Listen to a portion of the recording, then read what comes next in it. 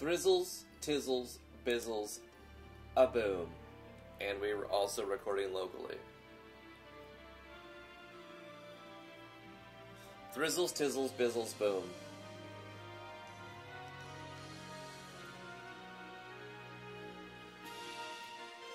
Ba-da-ba-da. Ba-ba-da-ba. Oh yeah, I have to tell people that I'm going the lives. Hope the thumbnail updates. Sometimes it doesn't want to do that.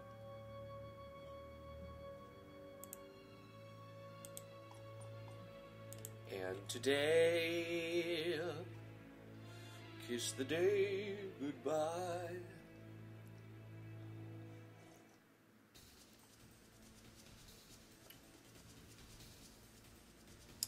Hey, it works. And we got to pop out the chat in case people want to do the talkings.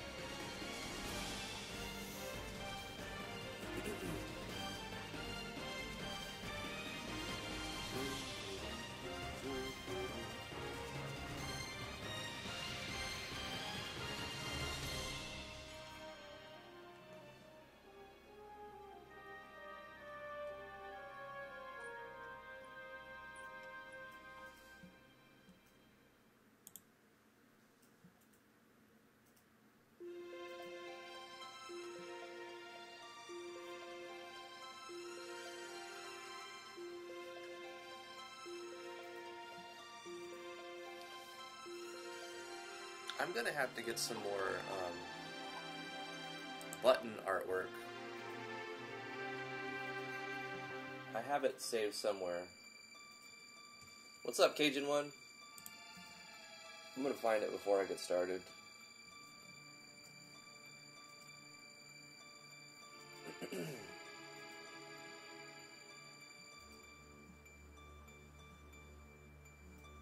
GameMaker.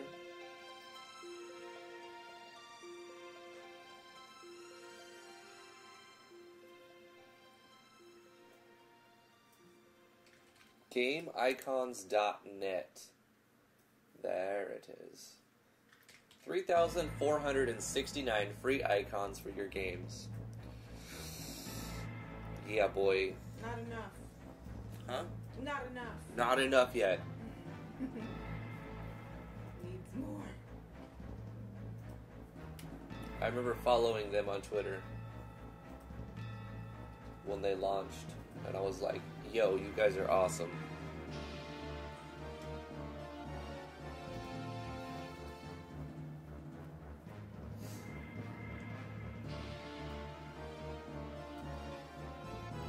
So I need to make a little tiny black icon, black and white icon to represent our magic stat. Or what am I calling it in the game? Let's see. Oh, I want to learn how to code like pop-up, like when you scroll the mouse over something and it just like shows the text, like a text box as you put the mouse over it. I think I did that at one point. I don't remember what I did though. I probably was following a tutorial.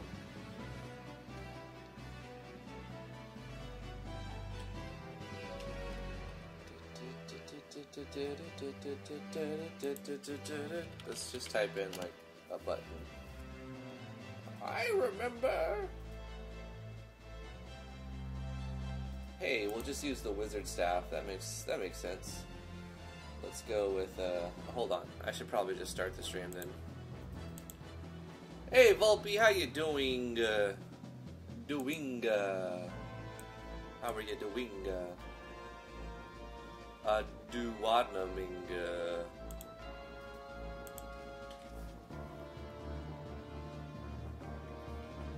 I'm gonna turn the snare down in my headphone. It's a little loud.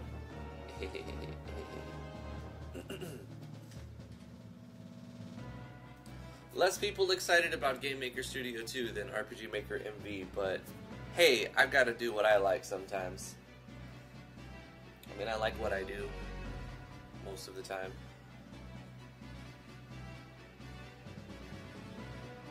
But guys, you gotta diversify your portfolio.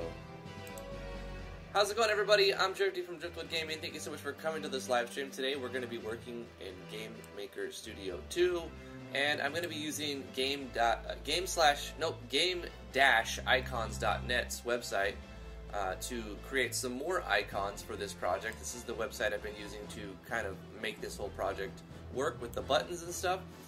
Thursdays we work on GameMaker Studio 2 every Thursday, unless I'm otherwise posting in the Discord. Links in the Discord.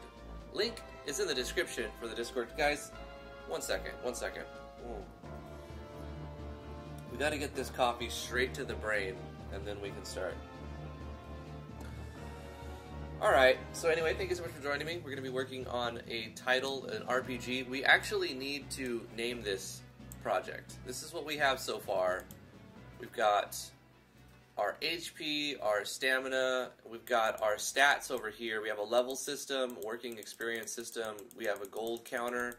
When we kill stuff, we get gold, we get experience. When we level up, our stats go up, our health and stamina and attack and defense and magic attack goes up. I forgot what I'm actually calling it, but I'm going to use this icon, but it's going to have a background color of black. Let's see, where do I do that? Colors. Fill. Is that how you do it?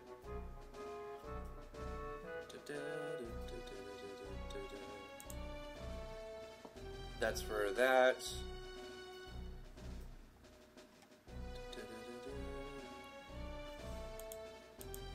How do I change the... I've done this before.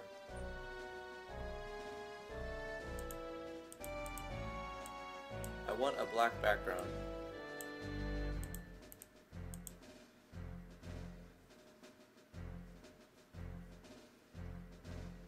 Font.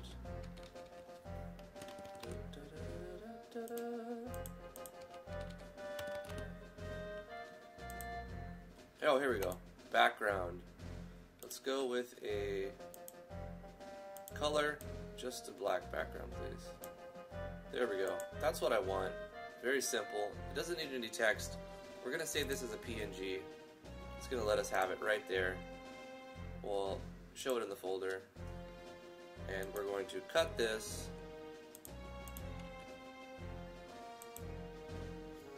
and paste it in another folder. Custom assets.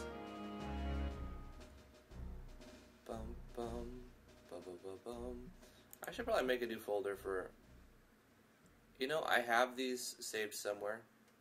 Art resources. GameIcons.net. Oh, okay, I'm already using that. Paste it in there. So the other ones that I've added to the project, I don't know, I put them somewhere. But organization is key. We need to start getting better organized. I'm going to create a new sprite inside the project. Oh shoot, you know what? You guys are probably tired of staring at my big dumb face, so let's go to the live scene. Charzanico, happy birthday. T-Bone still on the face cam. Yeah, I just noticed that. I also had a text box over the chat, so how you guys doing? Thanks for coming in. We're going to create a sprite. I actually had it up. I was showing you guys. Nope, not that. This one, thank you very much. I was making this, and then you save it, and then you right click, and then you put the files where you want them, and then you can import them inside the sprite editor. So So I will go to drive F, custom assets, art resources, gameicons.net, and insert this. It is a 512 by 512. We don't want that. We want it to be much smaller. I've downscaled these to 48. I think I recolored this to black inside the engine instead of from the gameicons.net website. I can see because of the blue, but that's fine. What I'm going to do is, you see how it looks all nice and smooth? We're going to ruin that, and we're going to make it 48 by 48. If we have maintain aspect ratio, you don't have to edit the second one. You just hit apply, and it'll do that. I can't remember if I put my, yeah, I put the, what is it called? The anchor point in the center, the origin in the center. So we'll do that with these as well. Middle center. We'll call this sprite skills. Skill stat. Did I call it magic stat? Forgot what I called it. Let's look in the code. I want to kind of be consistent because I'll change it later. But at that point, I will probably already have like a bunch of things going on. And then I'll have to go back every time I referenced it and change the reference name. So let's just go to the player data and look at where I have the stats. Wisdom. I went with wisdom. Player wisdom. So we'll call this wisdom stat. Very wise. Alright. Boom. And then we're just going to draw this as a sprite. So where would I draw this as a sprite? Probably the player data is where. Move the button handler. I might be putting it in the button handler, but draw GUI makes more sense to put it there. Here we go. Display attack and defense. I'm going to say display stats. Stat images. So we're just going to do a simple draw sprite. S_wisdom stat, and then we're going to put it to the right of the attack and defense. So we have the attack right there, the defense right there. We use the same increments. So we're going to draw reference index 0 of that sprite, because sprites can be animated things as well, but we're just going to reference the first frame. It is 48 by 48, so we know we're going to add 48 plus padding. So 24 plus 48 is 72. 72 plus 48 is what? 120? No, wait. Yeah, 120. And then we do the padding. Plus, we'll use 12 for the padding. And on the same Y value of 560. So there we go. We've drawn draw spitire. Sprite, and my dyslexia. Draw sprite. Now we need to draw the text for it as well. Player attack, player defense. Let's just copy this and change a couple things. Copy here. Boom. We're drawing player wisdom now.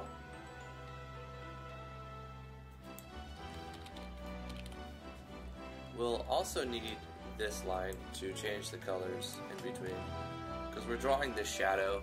I should write a script to draw shadows, because I'm referencing a lot of text and it's missing the...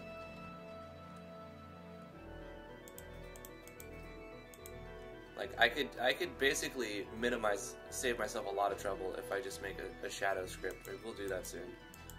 I did it before. I watched this tutorial.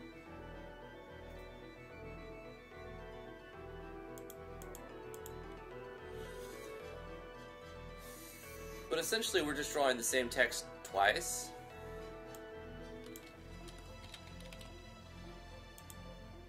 We need to move this over a little bit,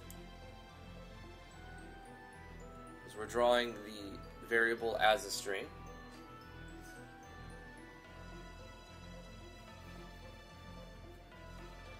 Bound Drizzy says, hey man, do you have any tips to not get washed up? Like, keep fresh ideas coming. You seem to be so creative all the time. I mean, just keep trying. Another thing that really helps me, or a thing that really helps me, is go in not expecting to make a game. Don't go in and be like, I'm going to make this game and I've got all these ideas. Just go in and be like, how do I do this one feature? Like, how do I draw this picture? And then figure that out. Keep on going, and then be like, okay, how do I put like text under this picture? Okay, figure that out. Just one little feature. You're not making a game. Don't go into the pretense that you're going to make a game, right? You're just going to mess around, right? And you're going to learn how to do one feature. And obviously you're going to do more than one feature, but go in with that mindset, like, I just want to learn how to do this one feature. I want to learn how to animate this one thing.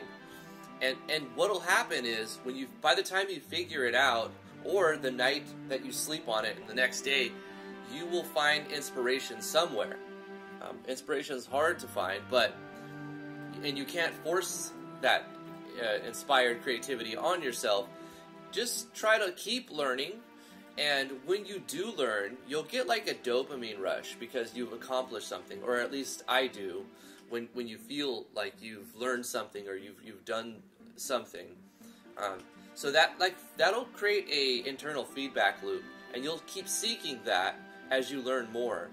So TLDR, try to learn one thing and just do the one thing. Like, don't go in thinking you're going to make a full game, because that's just too much. It's overwhelming, right? But what'll happen is, if you keep messing around with one thing, you might restart projects over and over. Everybody does that. But if your goal was to learn one thing, how many things did you learn in that project? You probably learned how to do the text, how to do images, maybe you set up tile sets, maybe you set up a particle system, maybe you did like 5 things in that project. You're like, oh cool, keep that project. Even though you're not going to really do anything more additionally to that project, keep it. And you can open it up and have 2 instances of the engine running. Whether it's RPG Maker MV or GameMaker Studio 2, I do the same thing. I'll have 2 instances sometimes.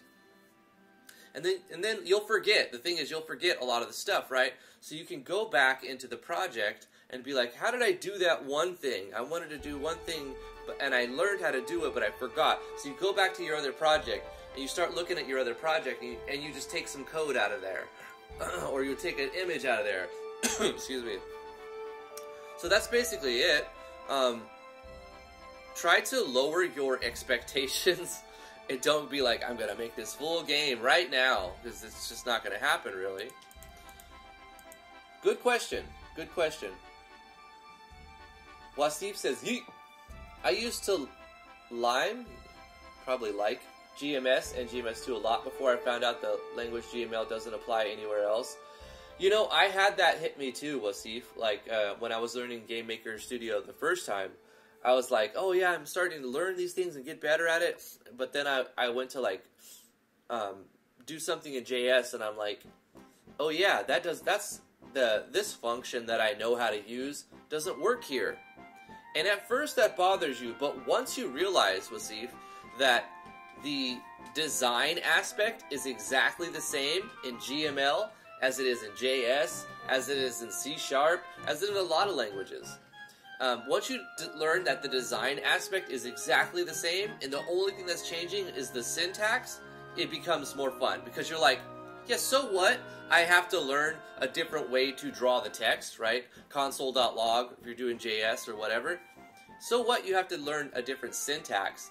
The functionality and the design aspect is the same. So once you learn, whether it's with JS or C# or GML, once you learn the fundamental way to do things and way to design things, it stays the same.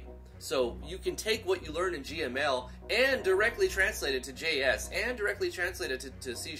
Of course, it'll look different in the code, but essentially it's the same thing, right? You're going to learn how to do your loops, your for loops, your whiles, your how to do all kinds of different things, how to do ternary operators, and how to do switch statements, and how to do conditionals. You're going to learn conditionals a lot for sure. And it's all the same.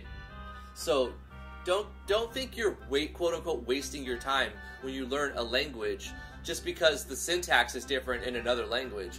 The general idea and the way it makes you think and the way you program your brain is exactly the same, whether it's C#, JavaScript, or GML, or many other languages.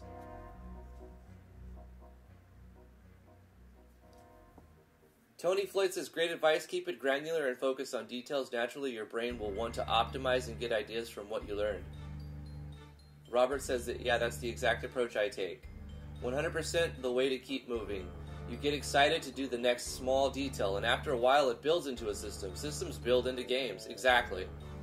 Before you know it, you'll accumulate a lot of objects that can be used for a more complex project.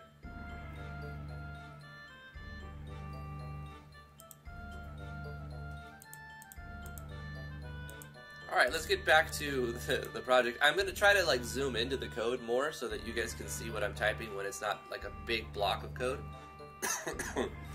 So all we're doing here is drawing text and then representing a variable, an integer, as a string. And we're just putting it on an X and a Y. So we're saying we want it on this X, this Y, and we're going to draw this thing as a text. And I'm setting the color to black, and then I'm offsetting it right here by a little bit. This is the shadow. And then this is the actual text. So it looks a little more legible. And above it, we've already assigned the fonts and everything.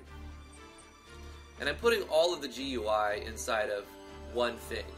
I'm putting all of the GUI in a persistent object of player data on the draw GUI event layer. So I need to move the text because the text is currently copy-pasted from where the defense is supposed to display, and we know we want to move it over to the right about 48 pixels. So all I'm going to do is change the X value. 24 to 72, and then I went to 120.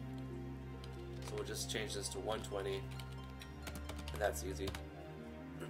And that's why I don't just put 118 right here, because it helps me remember we're using 120, and then we're doing some padding, right? We're changing the shadow.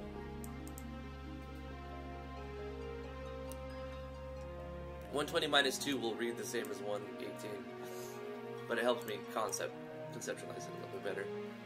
So let's just check to see if it's in the right spot. We drew a new image.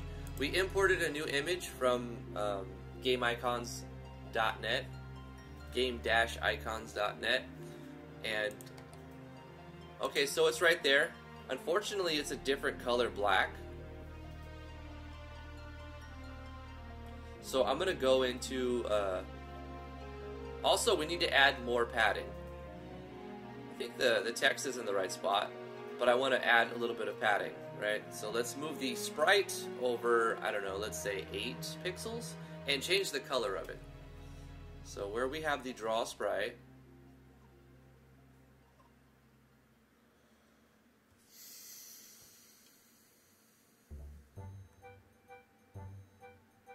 ah, 4 plus 8 plus another 8, we'll say plus 20.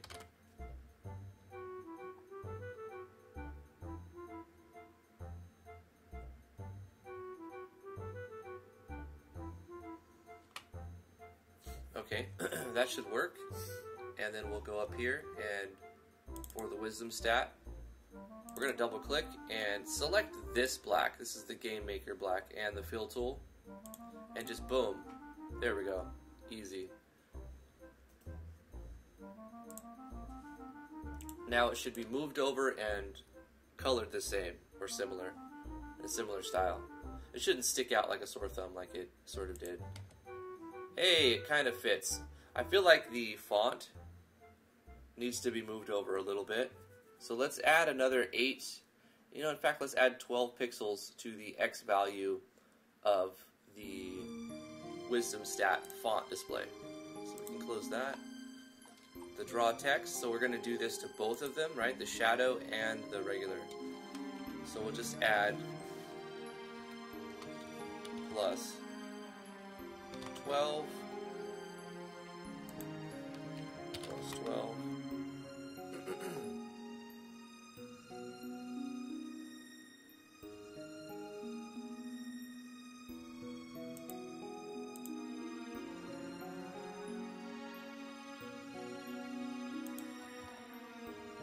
That looks good, and we've added a thingy.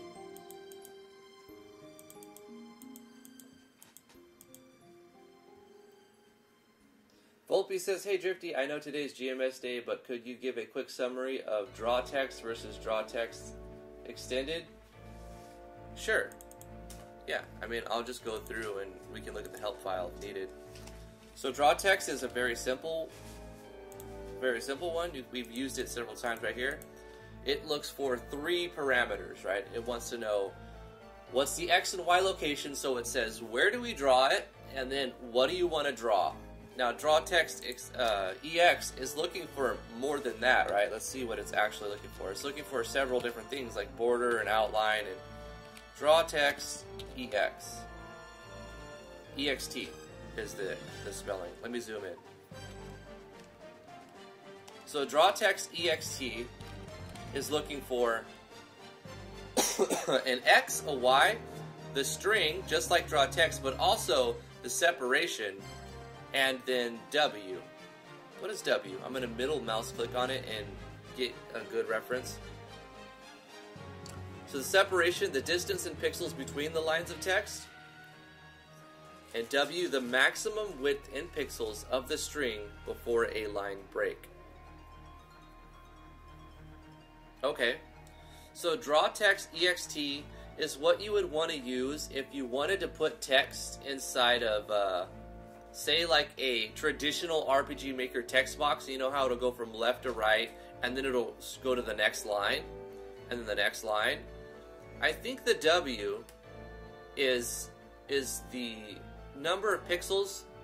This is the width you would use to say, hey, my text box is only this big, and I don't want the text to get outside of the box. So if my text box is 500 pixels at the bottom, and it's 500 pixels on the X value, I don't want it to go out of there. So I'm going to start it with wherever this is, but then only go 500 pixels from that point before it goes down to the next line. The maximum width in pixels of the string before a line break. So if your string is like 1,000 pixels long because of the font size or whatever, or number of characters, then it will wrap that into 2 lines, I believe.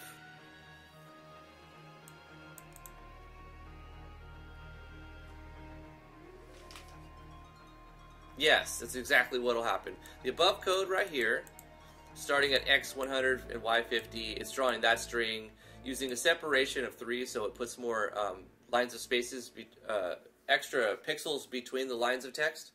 Like, this is the distance between, right? Like, how far does it go down? Like, when you press enter, you know, when the next line starts, how many pixels does it move down? So that's what this does. And then the 4th parameter, 1, 2, 3, 4, the 5th parameter is how many pixels across is your text box. So you would do draw text if it's 1 line, but if you want it to be multiple lines, you use draw text EXT. Hopefully that helps you, Volpe. Excuse me.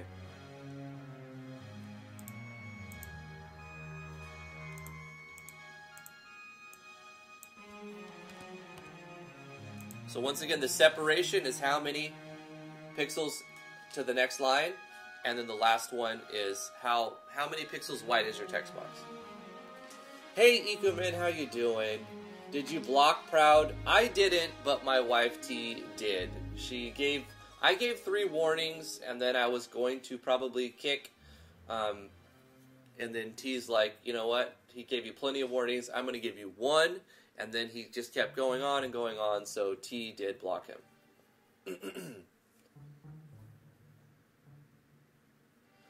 I was referring to MV's draw text versus draw text EX, but I'm pretty sure it's basically the same thing.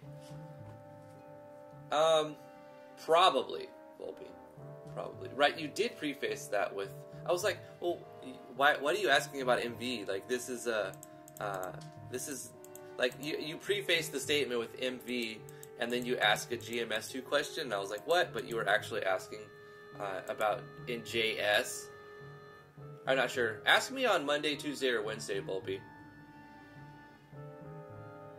Yeah, I know, Ikumen.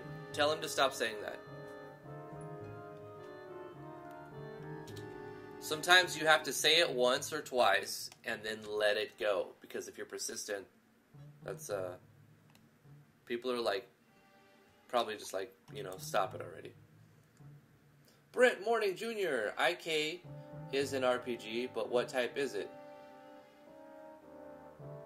Oh, you know it is an RPG. What type is it? Well, let's play it. Let's play it. We haven't done the beta play yet. Let's play through the game, and then, I don't know, you help me, Brent. Help me figure out what genre is it? Not only do I need to define this as what genre this is, I also need a new title, and probably a new title screen as well.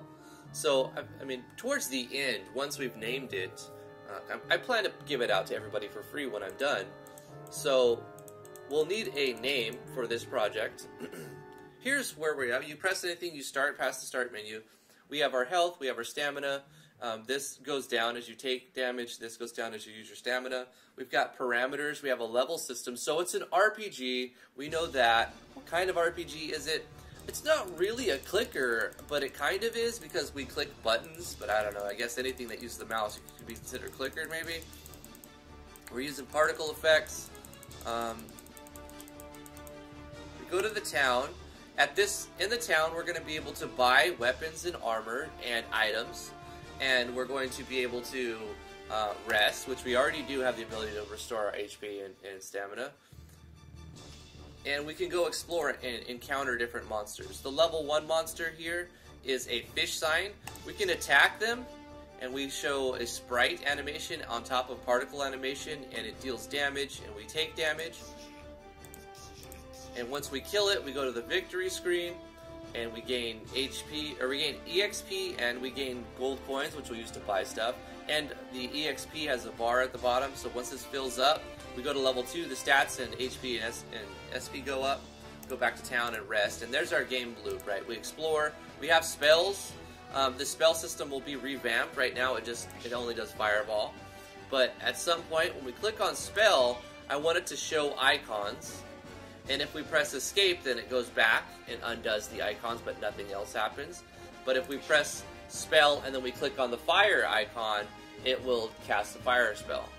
And maybe in town, we'll have a, like, witch's hut, right? And we'll click on the witch's hut, and then she'll be able to teach us new spells if we pay her enough gold coins for it. So we're going to start with basic attack and fireball. As we learn more spells, we'll have icons appear for the player to select lightning bolt or fireball or poison or maybe even cure. So like Darkest Dungeon in first person. I wouldn't compare it to Darkest Dungeon because that game is freaking awesome, and this is just like a little free-to-play sample game, you know, demo idea thing. But I guess what kind of, as far as genre is concerned, hey, Proud Rebel. Oh, I see you on Twitch. That's fine. Which spells do you have? Just fire right now. What kind of RPG is Darkest Dungeon? What would we consider Darkest Dungeon to be?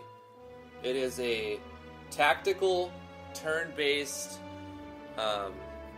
RPG, but it's not like your Final Fantasy Tactics type of turn-based tactical.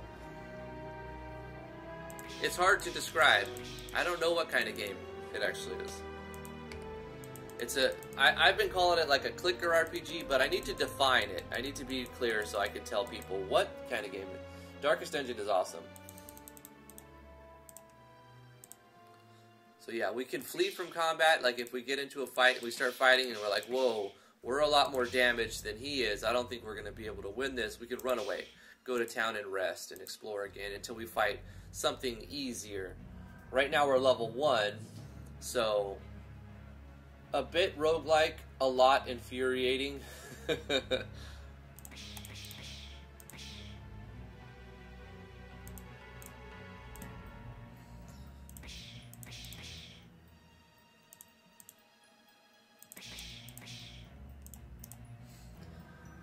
So right now there's not much incentive to use your basic attack if you have stamina, because in between combat you can come back and replenish your stamina, right? And as you get stronger, your spells get stronger as well. But this is when we're fighting level 1 creatures. Also, this is like explore the world. When we explore the world, I think I'm going to roll like a random number and then have a chance to encounter a dungeon. And if they encounter the dungeon, then we can go into the dungeon, and the level of the monsters will be higher in there, and they can flee, but then they still have to leave the dungeon and walk from the dungeon back to the town, so they can get attacked in between the dungeon and the town, just to add some sort of challenge at some point.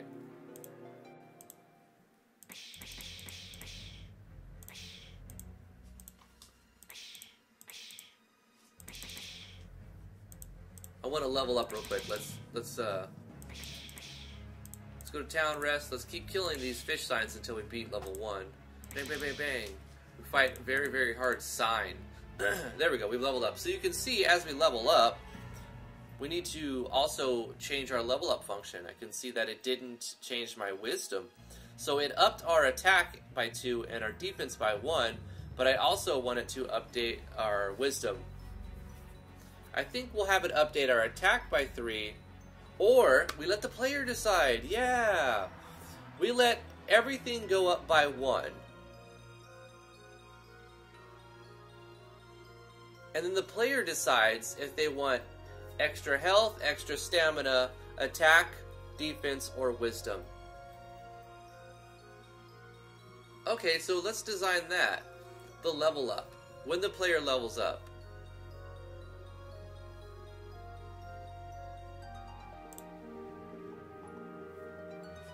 Okay, let's zoom out and find where I am doing that bit of code. Here we go. Level up.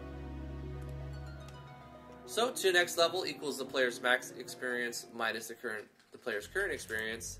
If to next level is less than 0, then do all of these things. Increase the level number, add attack, defense, health, stamina, and subtract the player's maximum experience from their current experience, and then alter their max experience by making it 20% higher than it was before. Missy4Rue3 has subscribed. Thank you so much. Appreciate that.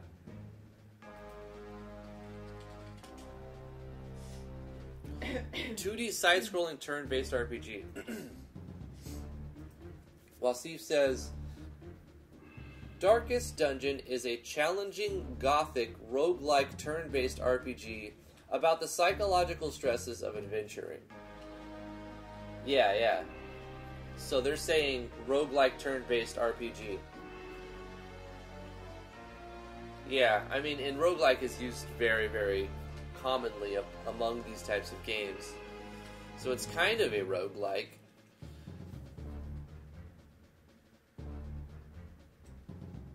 And it is turn-based. You go, they go, you go, they go. So it is a first-person roguelike turn-based RPG. That's what I'm making. A first-person roguelike turn-based RPG.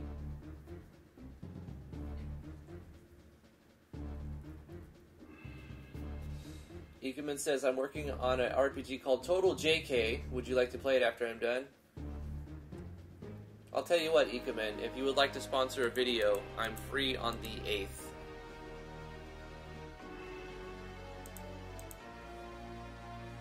Tomorrow we're going to be playing a game called Sin Vengeance by Space Toad Studios.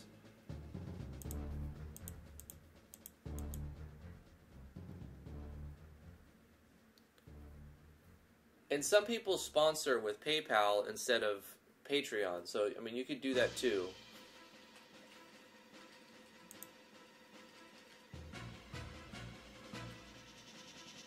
I can't pay, I am a boy. Got a few years to wait then. Yeah, I think you've got a few years to hone your skills and really get something good to show, and then, you know, maybe put links to it in the Discord, and then maybe you'll get somebody to play it, and then, hey, there you go.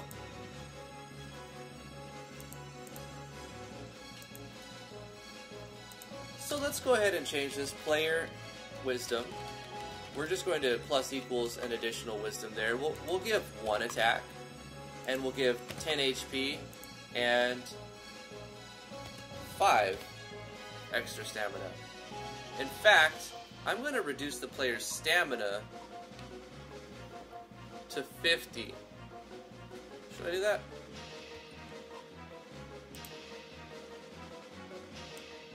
Yeah, we'll make the stamina like starting half of the health.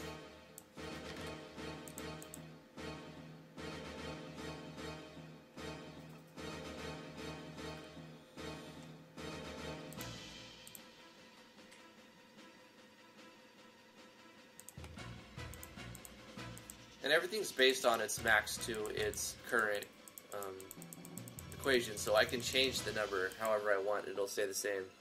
And I also did a little cheat. I programmed where I could press R to restart the game and E to just give myself experience. You can see it's going up. And as I level 2, I can test. See, everything goes up there. What I need to do is make buttons appear for leveling up. Or maybe I make a...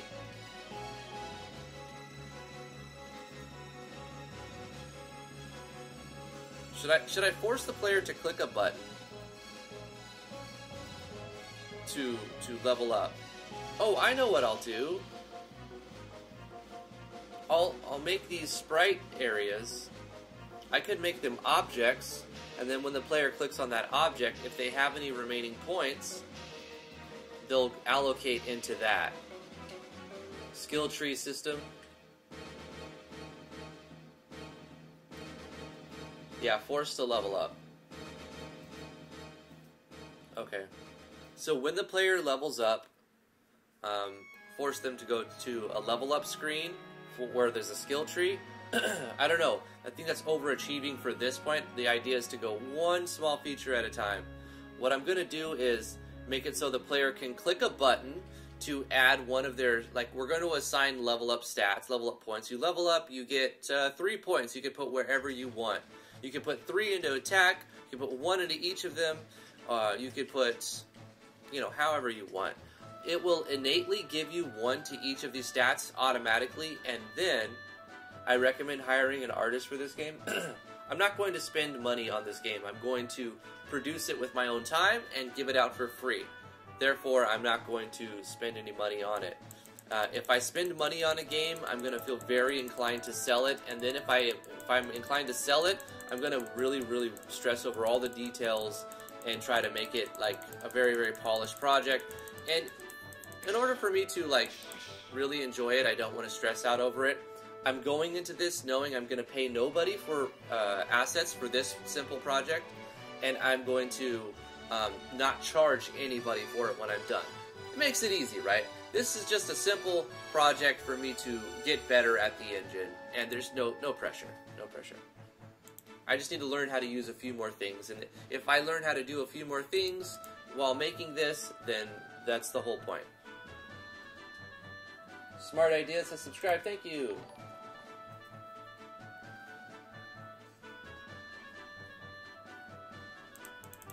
That's Proud Rebel. Smart Ideas. Oh, cool.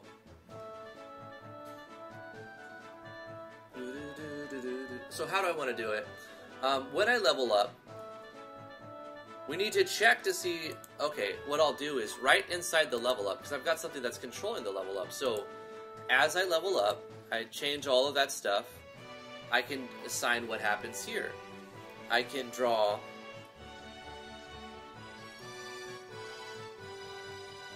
I could turn on a switch here that, and also, wait, yeah, I could turn on a switch here that could like move the character to another room. Should I have the level up scene in its own room?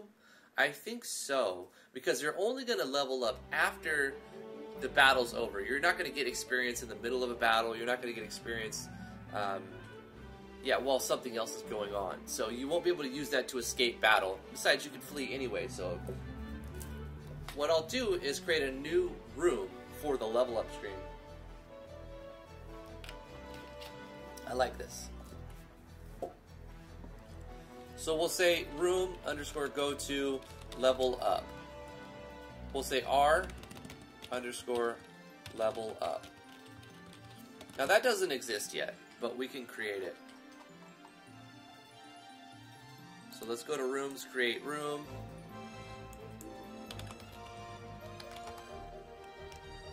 I believe I formatted everything 1280 by 720, which in hindsight, from what I've learned in my time making this, is twice the resolution that I want. 640 by 360 is a good resolution to do your first project, because you could still have it full screen.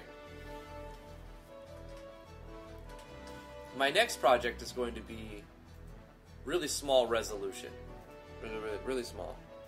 In fact, it will be half of 9 foot, whatever, it's irrelevant. When I get there, we're going to have a smaller resolution to help me with my art assets.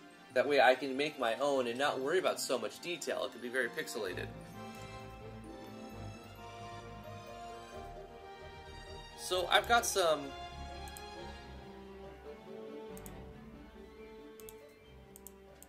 other things open. And we're going to do something very quick. We're going to do like a quick background, so it's not just a black background. Now you don't have to do this, like if you're, but I could do this quickly, and I'm not worried about, like this doesn't really count as like really hard to do asset creation.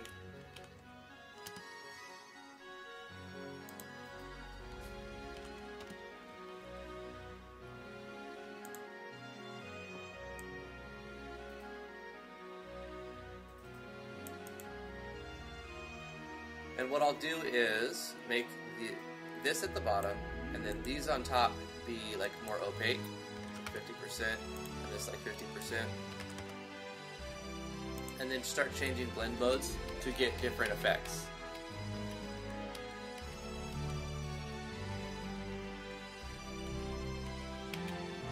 There we go. Now I like that. I kind of want one more layer that'll be like 30% opacity, and I want it to be a very, very dark, like that same purple can work, but I want a very, very dark color as well.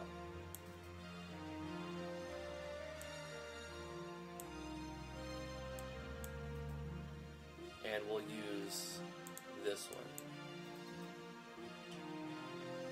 Maybe a little bit more opacity, 50, maybe a little bit more, 75. Now that takes away. Let's try to move it around. Here we go. Here we go. No.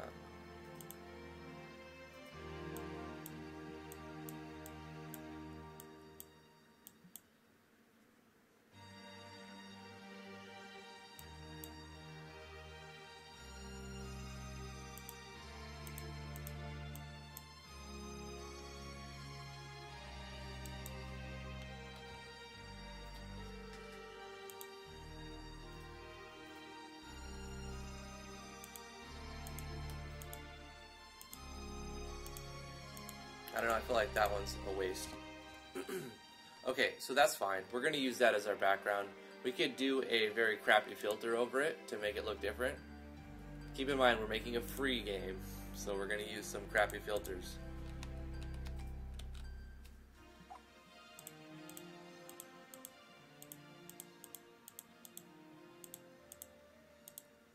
When I first started making games with GameMaker Studio 2, the thing that put me off the most was, oh man, I have to make my own artwork for this.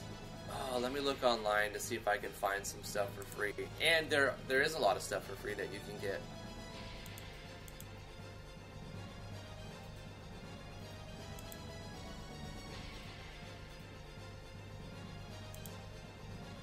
But like once you accept that making art assets isn't that hard, you can make your own art assets and use them. It becomes a lot easier to do. So we're going to go with this, and this is a contrast. We're going to level up, and we're going to give the player 3 buttons on the right hand side that they can click. I'm going to save this,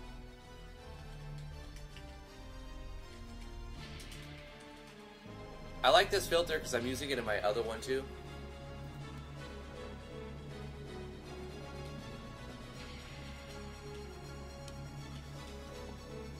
Going to work on your Fusion 2.5 game? Good luck, Brent. Enjoy. Drifty, your gradient god is here. Let me know what you need. And he won't look at a chat till he's done. Morning, Skepsis. How are you doing? I was an artist and musician before I started learning how to code. Me too, Robert. Absolutely. But the artist part consisted of anime faces. That was the full extent of my artist ability, drawing anime eyeballs and like swords. I was more of a musician for sure than an artist. Okay, where am I going to put this? This is just a background. We're going to put it in custom assets, art resources, and this is going to be called... We're going to save it as a PNG. This is our level up screen .png. You know what? We can put text here, but then we're limited to using this for whatever text we put. Let's not do that. We'll draw text with the engine itself and use this image as whatever we feel like. We can interchangeably use it that way. I'll also save this as a PSD just because why not?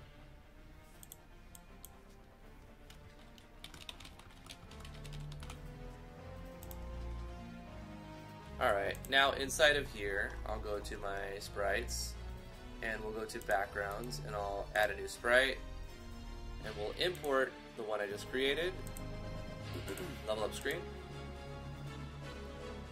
and call it s_level up screen. And we'll go to the room we just created, the r_level up. Did I name it yet? I didn't name it. r_level up. What did I reference as it? Okay, I referenced it as r_level up. So now that room exists, and this should turn, from blue to red, because it found it. And on this map, we've changed its width and height to be in line with the rest of the game, which is too big, which is fine. And we'll assign the background level up to it. Now when we level up, it's going to take us here, and we'll have to do some button control like we do with the rest of the rooms. So I'm going to go to the instance creation code,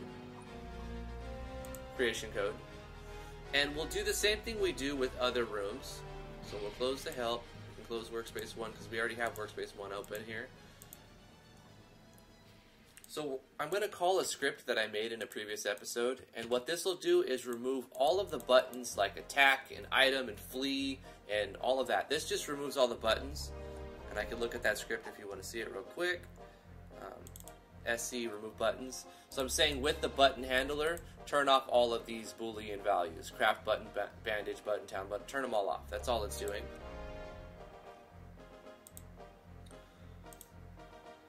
And we can decide if we want to have any buttons there from here. Now these are actually going to be buttons that I'm creating, so why not include them inside the button handler? So let's create the level up buttons inside the button handler and amend our remove all button script. So let's create 3 more values on our button handler, because we're going to create 3 more buttons. We're going to create the add our stat points to attack, defense, and wisdom. Avnish Tardea, I am doing a let the player customize their character level up screen right now in GameMaker Studio 2 on our first person, turn-based, roguelike, how should I say it? First person, roguelike, turn-based RPG. And we need a name for it too. Have I played Pokemon Hunters? I have not. The last Pokemon I played was Pokemon Y for the 3DS. And really liked it. It was a good one.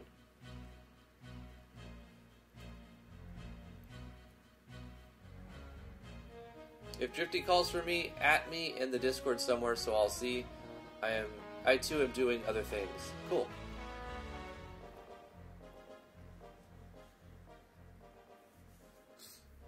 Alright, so on the create step of our button handler, we need to add 3 more Boolean switches.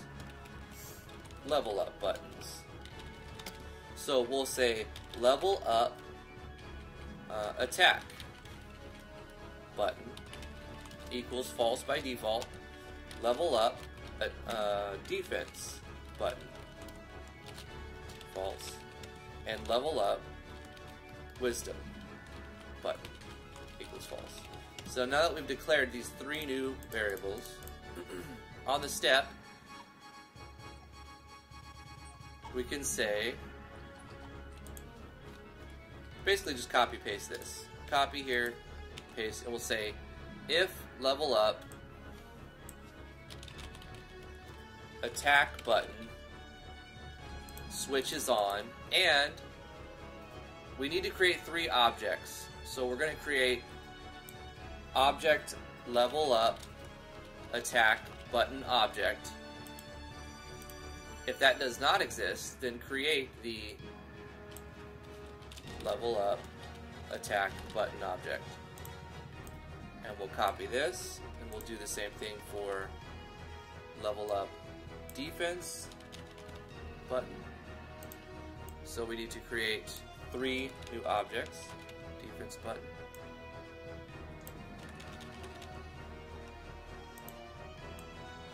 All this is doing is saying, hey, if we turn on the switch, and this is a persistent object, so it's always going to be running. If we happen to turn on a switch and this object does not exist, create it once. And it's going to check every frame of the game, right? It's going to try to do that every frame of the game, but it will be ignored if it already exists. This is so we don't create a million instances of the same object. So we do 2 things. If the switch is on and, it's a logical and operator, the exclamation point at the beginning is saying not. So we're using instance exists for this, where this is checking for if it's there, then it returns true.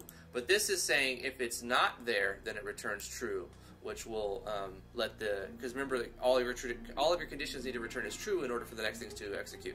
So we have to use the exclamation point for the and instance exists to see if it's already there, to only create a single instance of it. And now we do this one more time for the wisdom level up. Wait, hold up. I need to camel case correctly. Level up is a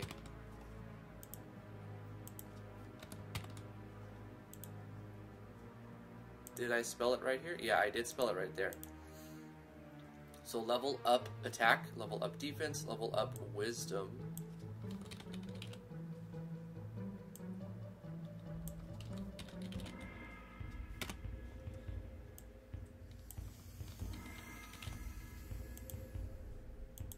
Right, so now these are blue because the objects do not exist yet. So let's fix that bug and create those objects. So we have the button objects over here, so we'll create them under objects, buttons. And what I'll start with, should I start from scratch? I don't know. Let's duplicate. Let's duplicate the flee button. And we're going to call this one level up attack button object.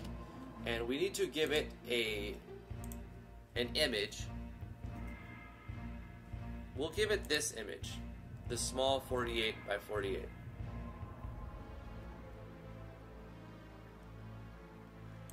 When it's created, it's going to change its own X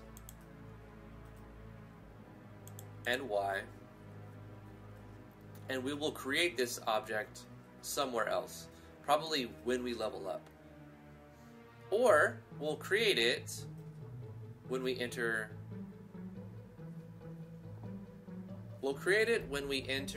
the level up screen, and we'll create a variable that gives us the players like assignment points.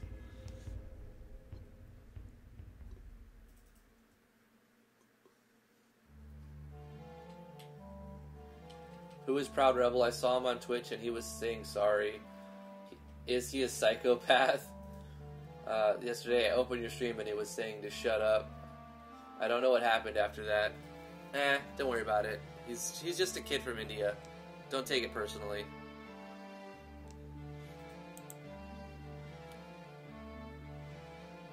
I've said a lot of stupid things when I was a kid. I'm sure we've all said dumb things when we were kids, so I don't want to, like,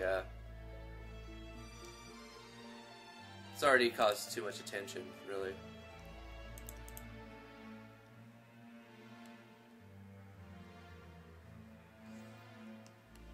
Alright, so this one is not going to have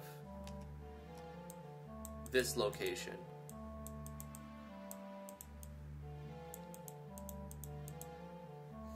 So we need to change these numbers from 64. This would be referencing a 128 by 128, which we're not.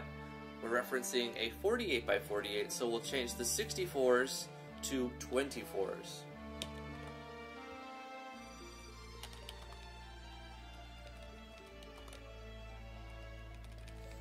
Now what's happening here, I can zoom into it a bit, is our long condition to see if the mouse is clicking on the button. How you do this is you say mouse X, which is tracking the X value of where the mouse is in relation to the window, and mouse X, so mouse X greater than or equal to X minus 24. Now X is referencing this object's X, so wherever we create this at, which we'll put it in a specific spot.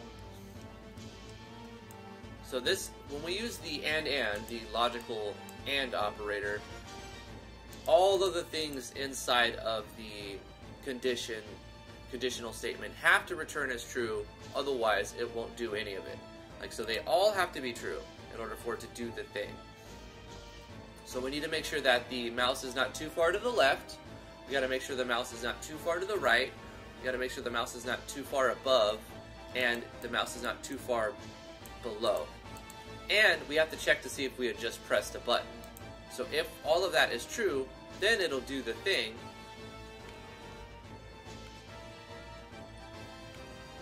Sorry. And the thing is not this, but something else. There's one more check we have to do. We actually need to create a variable called, like, player level up assignment points or something. So we can do that on not this object itself.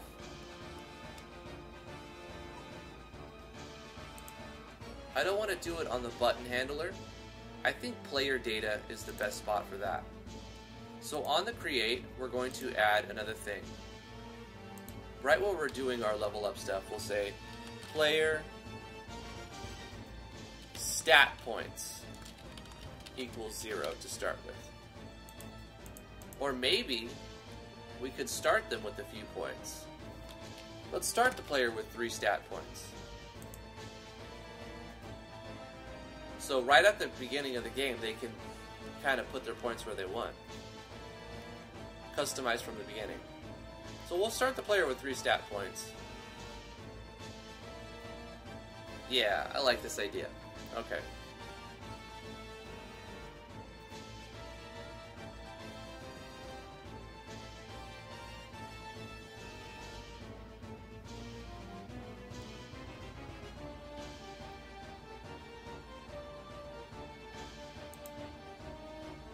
Right now, I'm sending the player to the level up room as soon as they level up, but I'm thinking of eventually changing this so that the player has to go to town to spend their points. But I don't know. We'll figure that out later. We'll start them with 0. Because I have to make an exception so the beginning of the game goes to the level up screen right at the beginning. And I don't know. I think make them work for the first level is fine. At some point I'd like for the player to customize the character before, but the idea is to keep it very simple, so let's do that later.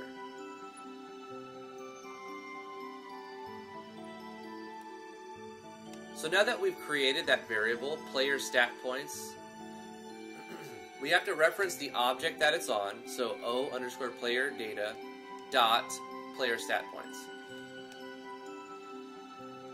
So on our level up button, if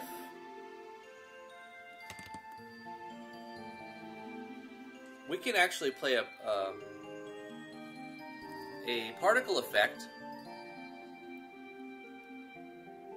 whether it works or not. How do I want to do it? If you click on it, I want it to be interactive, but it won't do anything if you don't have points. So we'll make another condition. We could just include it in this other one, but it's already so long.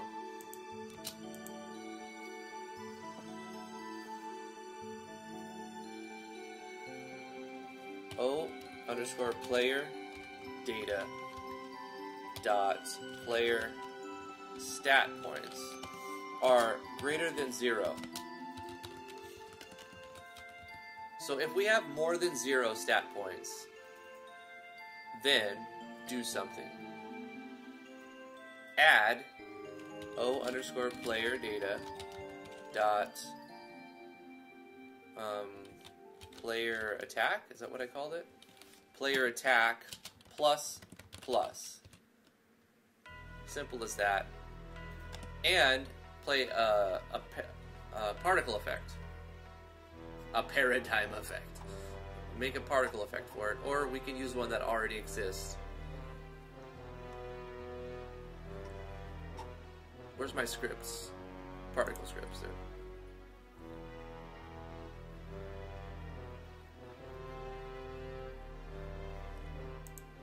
We can change it later. For now, I'm going to play the script that calls the particle falling leaves.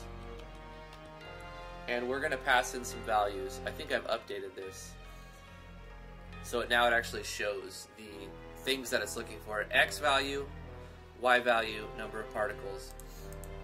We're going to play it on this thing's X, this thing's Y, and we'll say, I don't know, 24 particles. Lots of particles. And that's it.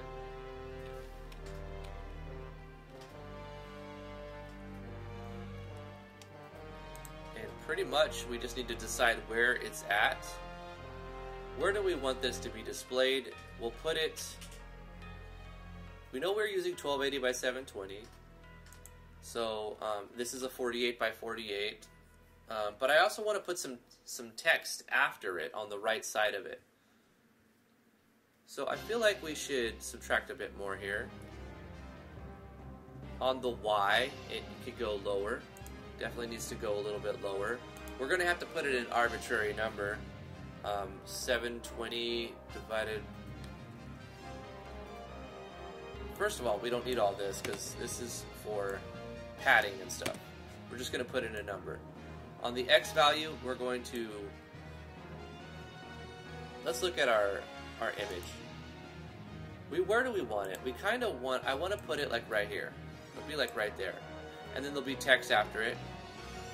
And then there'll be that there, text after that, that there, text after that, that there. I should set it up so that I have room to add more if I need. So let's go down like 128, and we know we're going to see this is about halfway, so that's 640. Let's say 7,200. Or even like in here, huh? No, on the white part, because it's a black box. So it'll contrast. So let's just start with 760 by 128. Let's do that. 760 by 128. A lot of this is going to be trial and error. And we'll leave that now.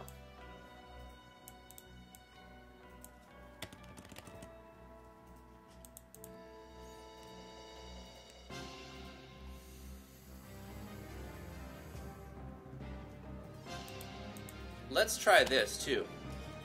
We'll make an instance destroy if O underscore player data. Oh, we'll do an else, right? So we'll do that.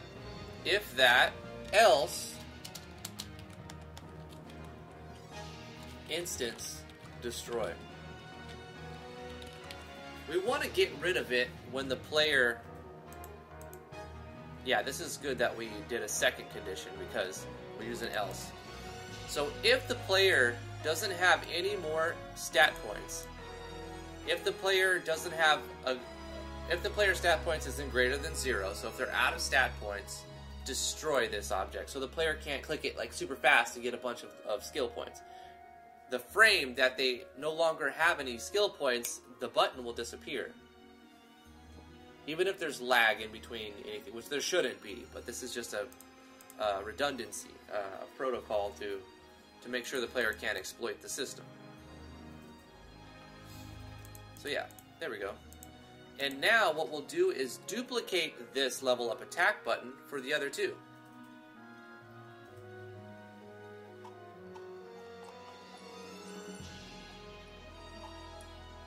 Level up attack button, we will duplicate that.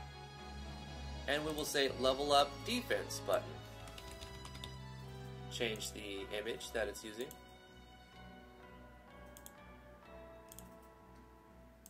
Change the location. We want it to be underneath it, so we're going to add to the Y. Let's just go 256. And then the step. Everything will be the same, but instead of incrementing player attack, we're going to increment player defense. And that's all that changes.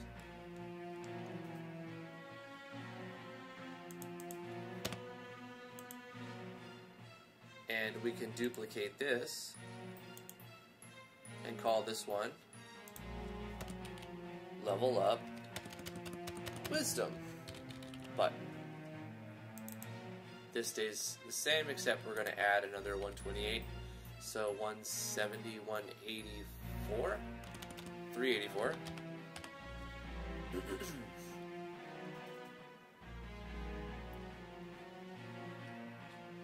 And we change the increment change from player defense to player wisdom. And that's it. Oh, also got to change the icon. That's also a thing that needs to happen to wisdom. There we go. We can close this. Close this. We're probably going to open it again to change it, so I don't want to close it. But let's level up. We haven't done the way to get out of this, right? So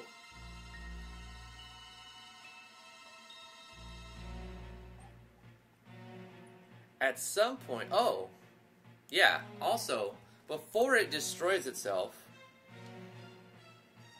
we're gonna move the player, room underscore go to.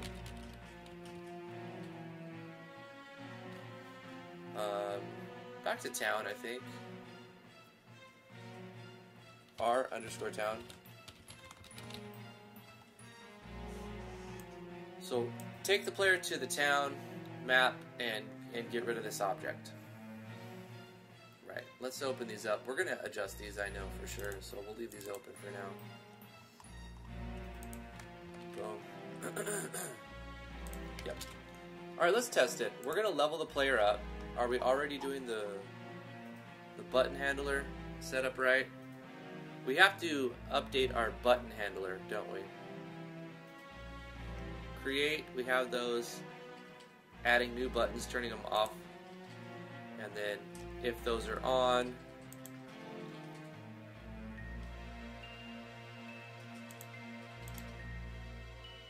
oh, typo, wisdom, it should all be red there.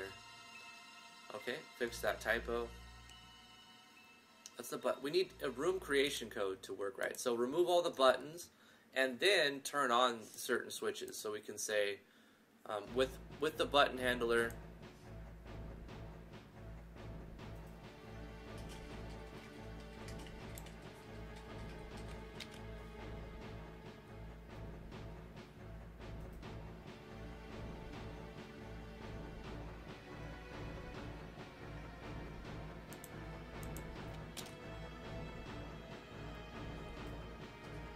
we don't want to turn these switches on. We'll turn those off. We're going to say level up attack button equals true. Level up defense button equals true. Level up wisdom button equals true. So we're going to display those buttons.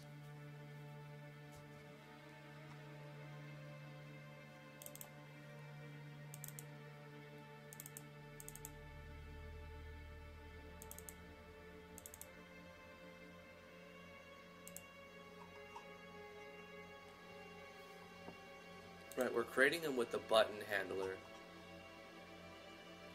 So we, instance create. If that switch turns on, draw those buttons, and they will destroy themselves in the step phase if there's no more player points. So when we level up, we also have to give the player stat points. So step, level up. Before they go to the room, we have to say player stat points, because this variable is what determines whether the player's done in their level up screen or not. Plus equals 3. So add 3 to that variable. And then once the player, oh, you know what we also have to do inside the buttons is take away from the player's stat points, because there's nothing removing the stat points. So we have to say O underscore player data dot player stat points minus minus. Yes. And that has to be on all the buttons as well.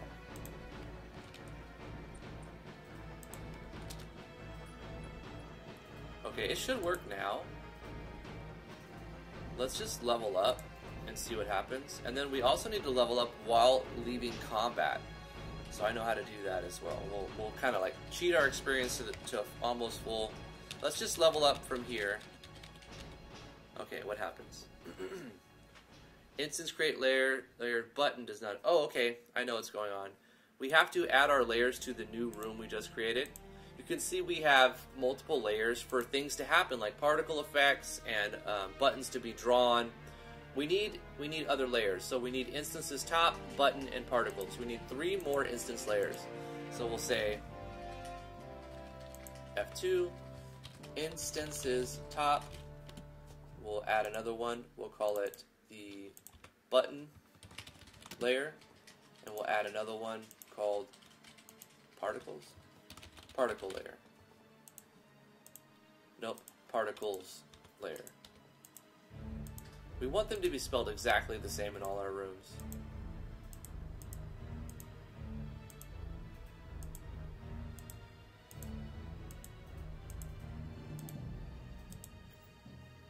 Let's try again.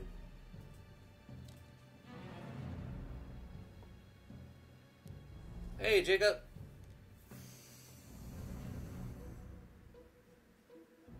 Let me catch up.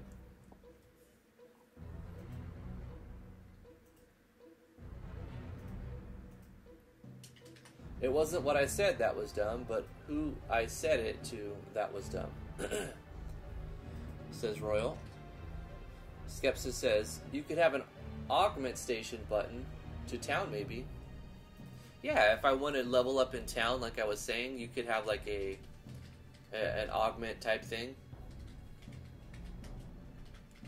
Or like you can assign those points to a player and then have them go to the blacksmith to increase their attack or defense, or go to the I don't know, maybe the town crier or something like that to increase your wisdom. But I'm just going to put it in its own room to make it simple, right? A machine that can add stats and or abilities to the player. Could be lots of things, depends on your imagination, right? Alright, well, what's going on here? Let's level up by cheating our level to the top. Bang! Hey! Alright, it's okay that it keeps all this stuff here. So we would have to click on these buttons. We can see our stats are right here. If I click here, does it give me 12? Yes. We also need to draw remaining points. Level up points. We need to put text on the screen here. Level up text or something. Level up. Assign your points. Boom. And then boom. Ah. I see. After the third one, should we make them click again to leave? Or should it just come back? I think it should just come back, so let's change that. It did work, though. Let's do it again. Boom. So we get one each, and then we can put, like, say, all on this one. Ah, but this time it didn't remove the instances. So we have a couple bugs here. We need something. Oh, the buttons are still being drawn. So with the, we need to copy this. And in the remove all buttons script, let's go to that script. We need to add these buttons. The level up attack button, level up defense, level up wisdom buttons. We need to set these to false in our script. That way we don't have to turn them off in every room. We just turn them off whenever we call this script. I mean, essentially we are turning them off in every room, but we're making sure that these buttons are not on no matter what room we come from when we leave our level up screen. Okay, so that should remove them. There's one other thing I wanted to change, or a couple things rather. Right here where it destroys the instance and removes the town, I guess I don't want this on an else handler because this is also checking to see once we click on it. So let's get rid of the else handler and run a new if statement. If, actually we want to run this outside of this first condition.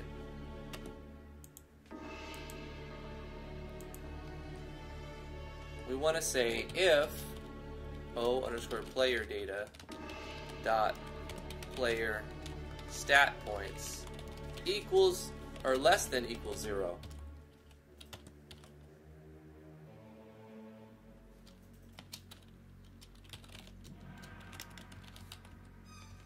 Which it should never be less than equals 0. But we'll just do it that way. In case for some reason the player stat points become negative, it gets you out of there. So at any point, even if we haven't clicked on it, we use our last point, it immediately takes you to the town and takes you into town and destroys this instance.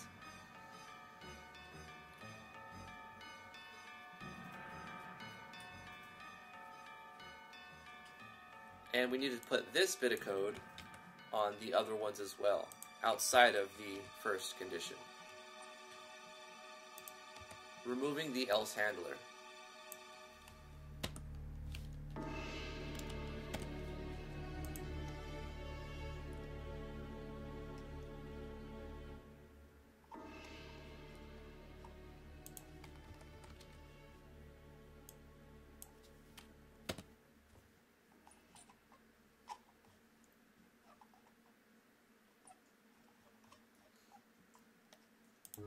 Alright, so that'll get us out quick. What was the other things? We wanted text, right? So in the draw GUI of player data, because we're essentially going to be drawing player data.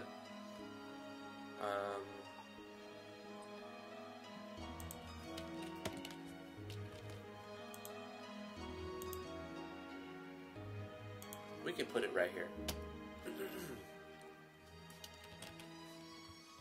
This will be draw level up stuff. So we're going to draw some text. Draw text. And we're going to put it at O underscore level up attack button dot X.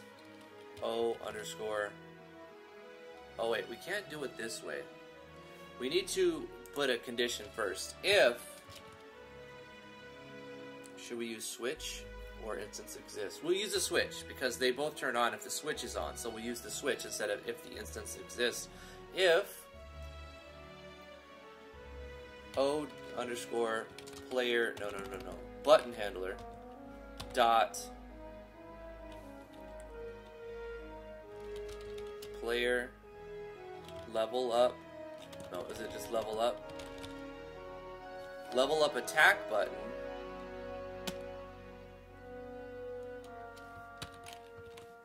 So I don't have to say equals true. but you can. It would do the same thing. Because if it's saying, if you put a switch condition, it's going to check that switch if it's true or false. So if that switch is on, the reason why we have to do this, because it'll try to do this, it'll try to reference this object, which doesn't exist. The object is not on the scene, so it'll just crash and say, there is no object level up attack button. How can I check its X value? But if we make sure that this switch is on, we know that when this switch is on, another persistent object is going to draw that object. The persistent object is going to draw the level up attack button object. So if the object is there, X will exist, therefore it won't crash. So we can reference it as its own. Or we could be more simple about it and just put in an X number. I just wanted to do this because I think I can do it this way. If not, I'll just erase that and put an X value, like just specifically say where I want it. But if I do it this way, all I have to do is move the button around and the text will follow the button. That's why I'm doing it this way. Level up attack.y. That's the location, but we can add to it. We don't want it exactly on it. Let's just push it over to the right a little bit. So we'll say plus 64. No, wait, there's 48 by 48, and then it's a little bit of padding. So we'll do 64. The Y will keep the same. And what are we actually drawing? We're going to say, we'll just use parentheses, and that'll mean just draw this string. And we'll say, click here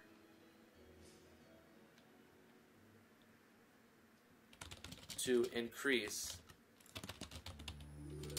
your attack power.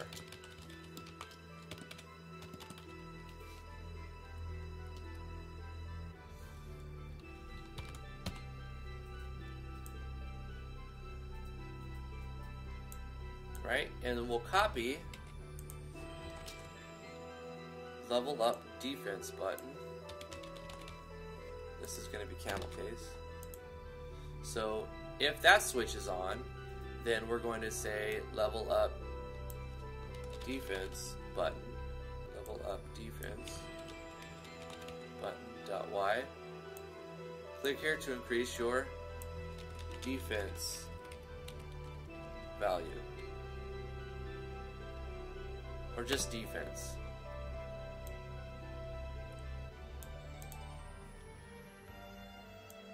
I could actually include more text if I want.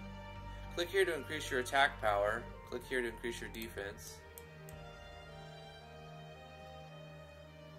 Or I could say, increasing your attack power will cause you to deal more damage. Increasing your attack power will cause you to deal more attack damage.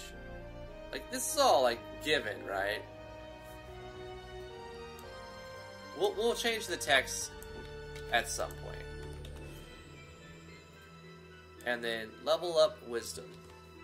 We're going simple with 3 stats, and well 5 really, because you got HP, SP, and then 3 stats.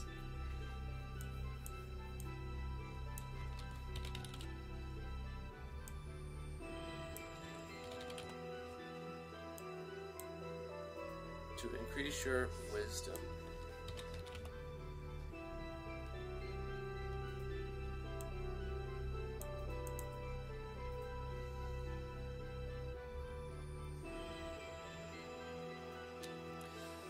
So it's going to try to draw this GUI stuff every frame of the game, but it will skip past this part if level up attack button isn't on. It won't show that. So as soon as these switches turn off, which they'll be turned off at some point by switching when you room go to next, it turns them off with the script that we adjusted. The remove all buttons. So any other room. Any room that calls this will have these turned off. Then it'll stop drawing that text.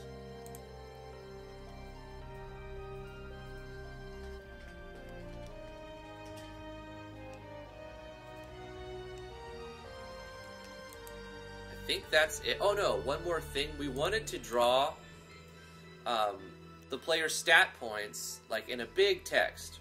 So let's Let's make a new font, because if we want to change the text size, we sort of need to make a new font. Unfortunately. I'm going to check what other font I'm using for experience. I'm using Chaparral. For gold, I'm using MV Boli.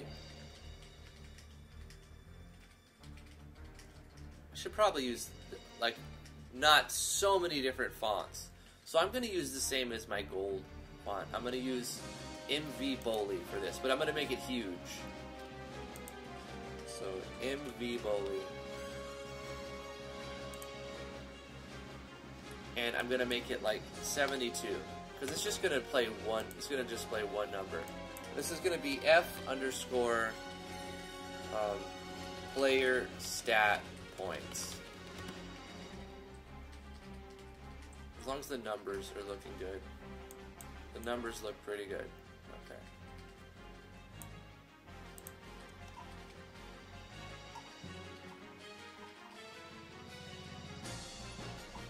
So let's close this. We have too much open. Let's close this button. I think these buttons are set up and good to go. The button handler is set up. The script is good. Now we're just looking at the player data where we're drawing the GUI stuff. So we're going to draw. We're going to set font. Or is it font set? Font. Oh, it's draw, set, font. That's right. Draw set font. F underscore player stat points.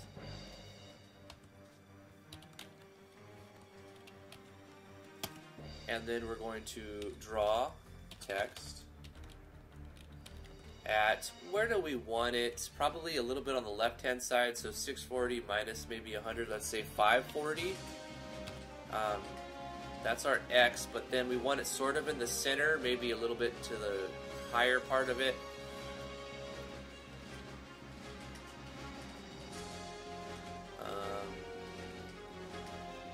So 360, we'll just say 300. And then what are we drawing? We're going to draw O underscore player, oops, O underscore player data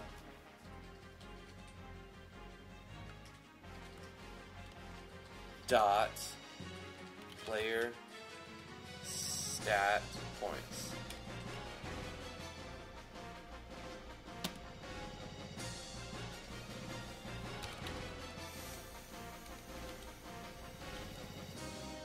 We actually need to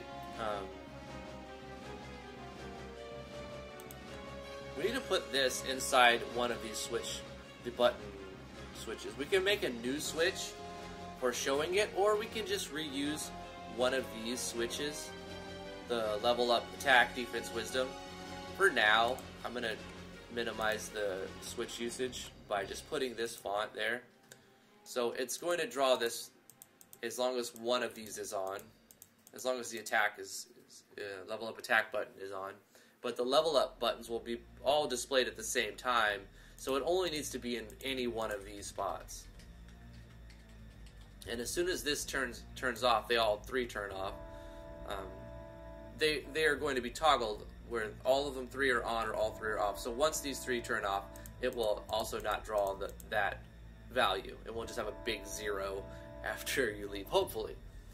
Now we need to test leveling up again, and we need to see what happens when we are leveling up directly from given experience and when we level up after combat. Because remember, we're teleported to it's drawing a big 0 right there, which is not what we want. In fact, I want it to go to the left and up a little bit, and I want the font size to be a little bit bigger.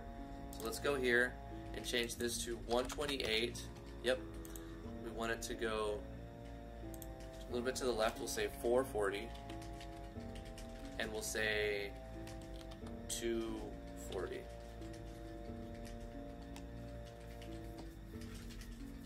And we actually need to set the font color to black at this point. Draw set font, draw set color, and we'll say C underscore black, because it's going to be the white spot, right? Where oh no. No, we used white right there because it's a black background or a dark background. But when we draw the text for this part, we want black font. Okay.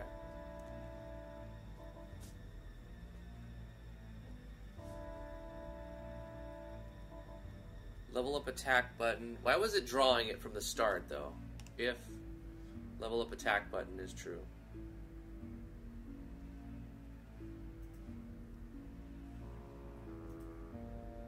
Let me check the instance creation code of all my maps.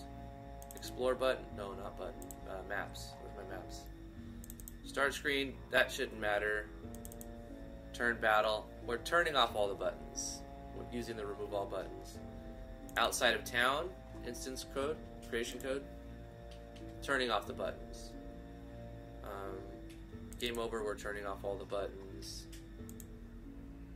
We don't need to see this. We don't need to see this now. In town, what's our creation code in town? We're turning off all the buttons. I think I set that up already, so it should not draw a big circle from the get-go.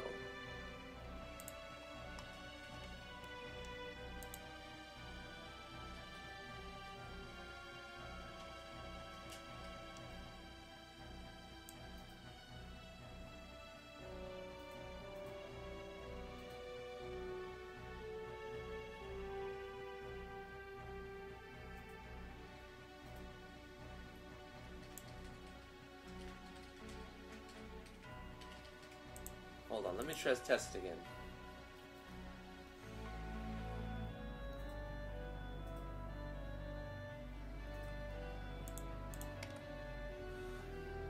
Why is there a big circle being drawn there? I mean, obviously it's this.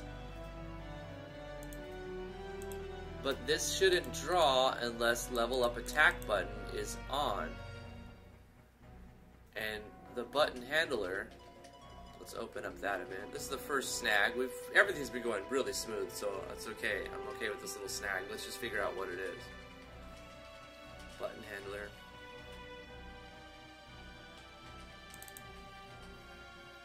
When we create, level up attack button is false. And then on the step, if level up attack button is true, then it'll draw the button.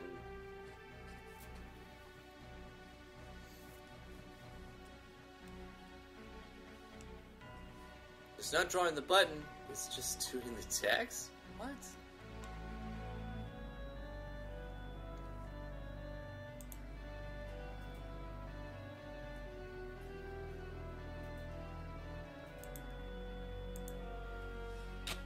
Set font, player set. I don't know. That's really weird, and it shouldn't do that. Let's do it its own variable then, or its own boolean.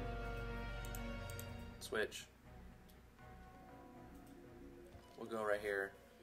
If this is player data, we'll put it in player data. Show player stat points equals false. Shouldn't have to do this, but we'll just change it up and see if it makes a difference.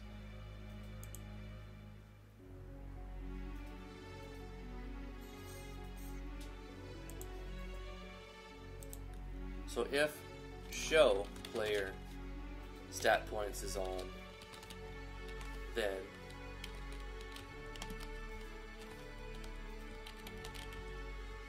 draw set font and draw text. But now we also have to have a way to turn off the show player stat points switch. So whenever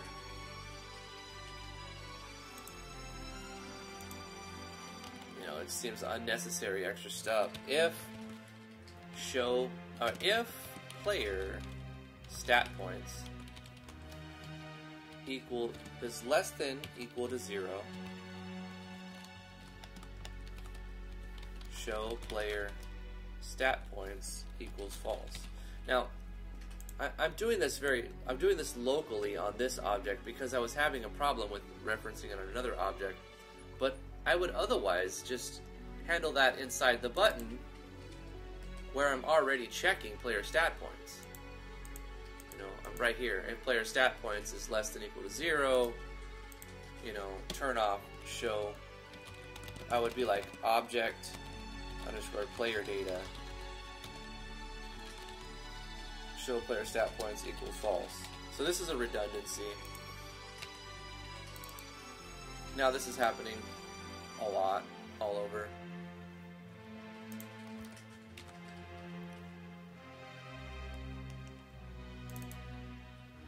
This is not necessary. But it just wasn't working. I wasn't understanding. So now I've got 4 ways that I'm turning the switch to false. So we don't have that 0 now. But does it show up when we level up? It still doesn't show up when we level up. Click here to increase your attack power. Click here to increase your defense. Click here to increase your wisdom. I like how this came out.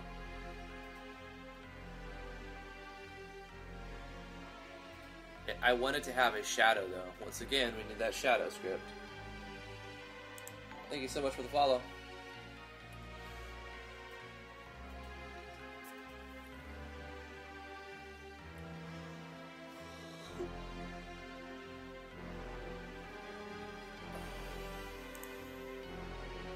I mean, they're still working, but it's not showing the number. Let's get rid of this redundancy.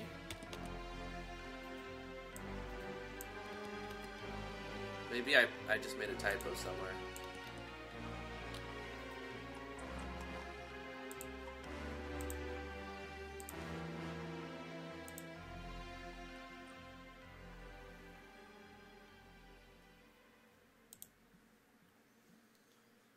If player stat points less than or equal to 0, show player stat points is false. On the draw GUI, if show player stat points is true, it's set to false from the beginning, and if you have less, then it's... Where is it being turned on? It's going to be turned on when we give the player stat points, right?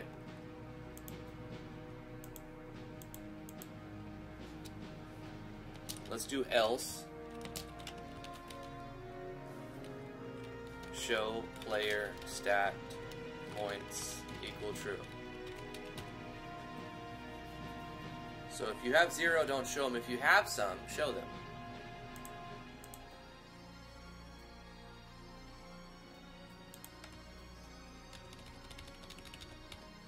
Hey, there they are. Let's move where it's being displayed.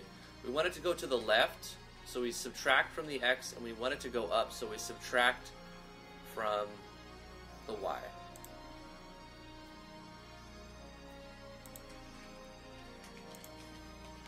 Let's do, oh, I thought I did that already. Let's do 400 and 200. And let's let's add a shadow. Draw, set, font. Nope, draw, set, color. C, black. And then, actually font goes first. We set the font first, boom. Then we set the color twice, because we're going to want to put it back to white. Copy, paste, you know, there's a script that'll make this easier. And then we do a buffer, so we'll subtract like 4 pixels, and then we subtract 1 pixel.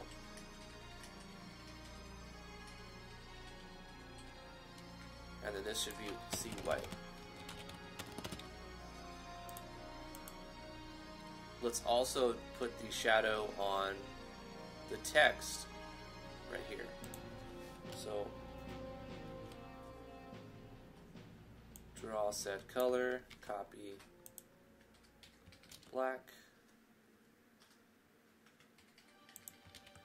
Oops.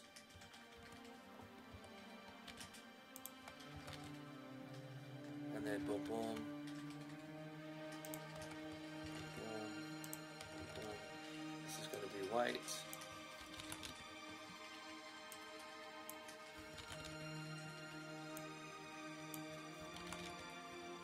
And then we copy this text.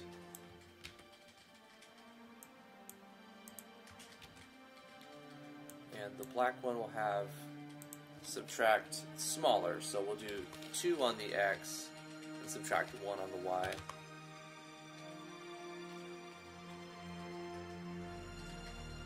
That was for attack. Let's do this for defense as well. Copy. Paste it here. 2 and 1. And then for the wisdom.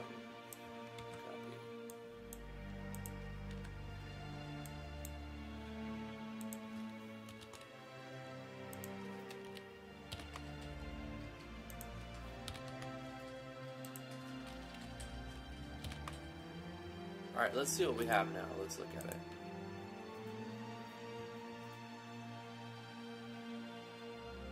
What is the name of the game? This is... I don't know yet. That's what we need. We need a name for the game. That's what the title says, too. So who has a name for this game?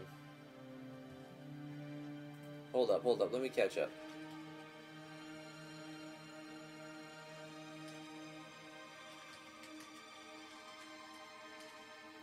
Hootie Indrawan says cool. Royal says my left ear is being bombarded by some kind of crazy stuff. Oh, is it T over there? T's been writing plugins and typing on forums and etc. That Tactics soundtrack though. I think it was the music. Huh? I think it was the music. What, you had music? No, Tactics. No, he said his left ear, though, and this is the left one. Alright, isn't this the right? And this is the left? I think so. So, like, ah! Why you do this? I've been listening to loud music, so I don't know how loud I'm being over here. I don't know what you're listening to, but hopefully it's not gonna pick up too much, right? Hopefully. Tactics is great, but yeah, I mean, you could spend over an hour on a battle for sure, especially if you're trying to poach and stuff. Has anyone here actually tried to make their own font?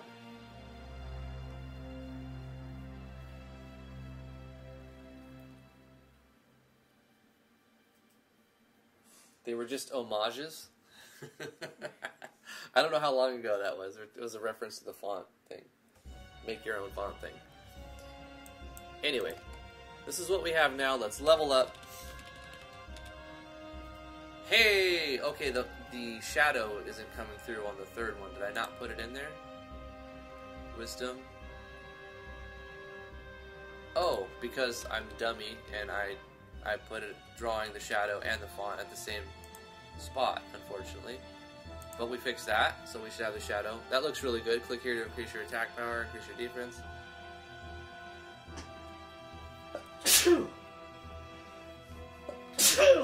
Ah! Oh, that was shocking. It's like a cattle prod. So yeah, that works. We click on here, and we see our numbers going down. Boom, boom, boom, boom. We can explore, and our spells are stronger because we have much more spell power. We're almost dead. And we're dead. Okay, I need to get my experience bar about to level up, so I'm 90 out of 100, and then I need to burn a few signs. Ah, you gained 14 experience and 7 gold coins. Did I have this on an alarm that just goes away? I'm going to put that font lower so that this doesn't become a bad thing.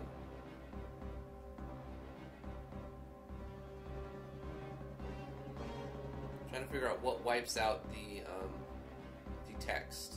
The you gain experience in gold text. Because it's overlapping where I don't want it to be. It does get wiped out, so I don't have to worry about the garbage cleanup.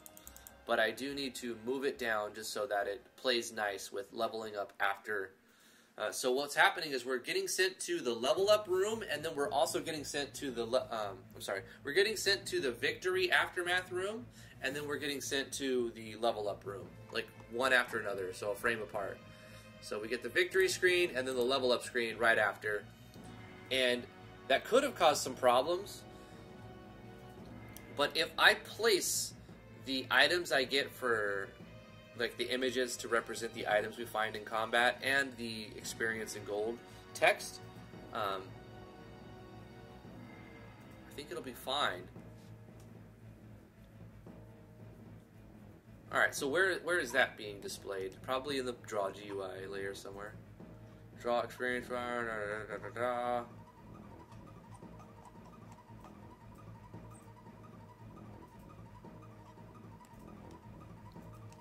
Or am I doing that on the victory screen creation code? Because this is the victory screen creation code. Explore button, town button can still be on.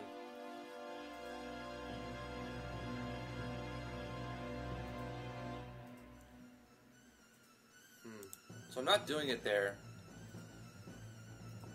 I would assume that I'm drawing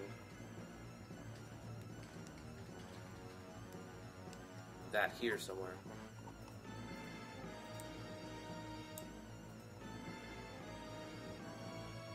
It says you gained something something and something something, but I'm not. It's not being drawn there. Where is it being drawn then? What object is handling the level up? Or no, the victory aftermath. Gotta find that out. Battle manager?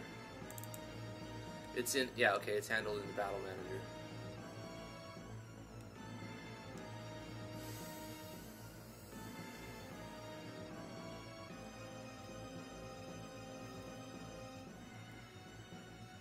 The R4 Do says, "Hey Drifty, how are you? I'm doing very well. How about yourself?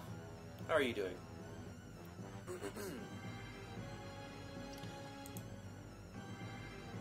We need to change this by adding some to the X value and subtracting a little from the Y. So let's go Y333, I don't know. I'm gonna go 240.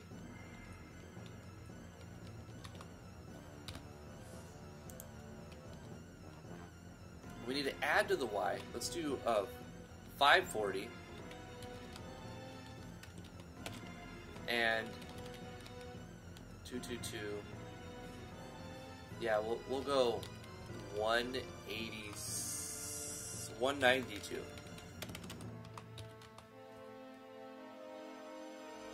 And see what that looks like.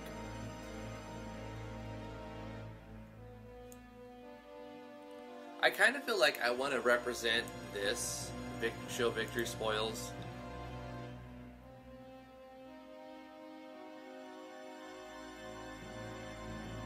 with images too. Like, experience can be an image, and even a repeated particle effect while it's being displayed.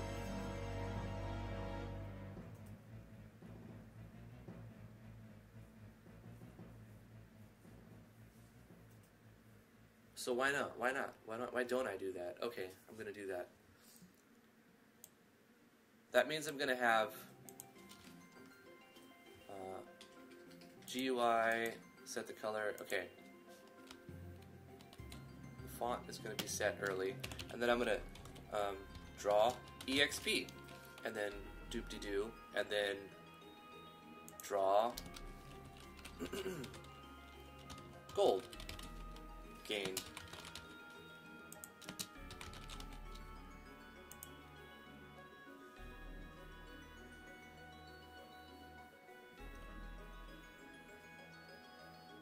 Yeah, okay. You've gained something something experience. And so I will get rid of all of this other stuff.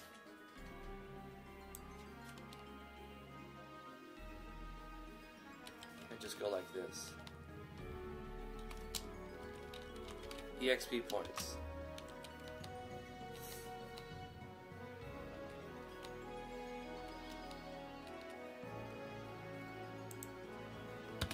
Like so.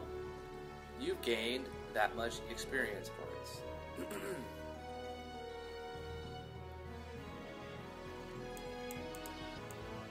Let's essentially copy this. Paste this down here.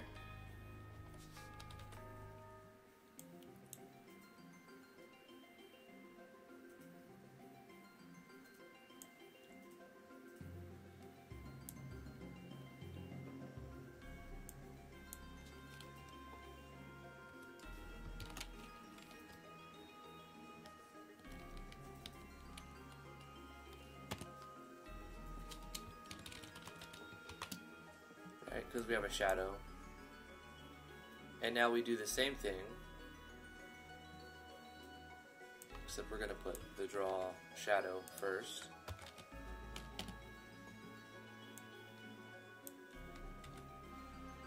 Hold up, I'm going to copy this, so I'm going to say you've gained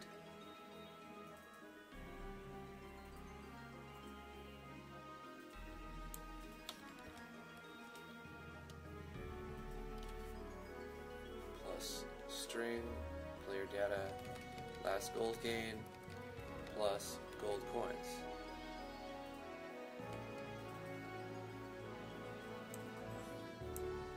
Copy that, put that here. Except this is going to have a -4 and a -1 for the shadow. And it needs to go below it, so we're going to add more to... what do you think? 60, let's just do 600. 64, so 604. Actually, we're gonna be changing these anyway.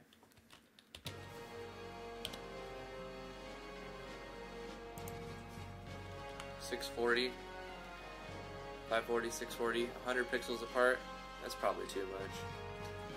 It's probably too low as well. Let's just do 600.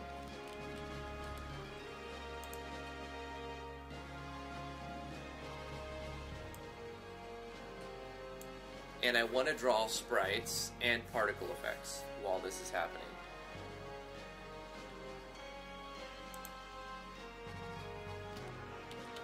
Draw, sprite.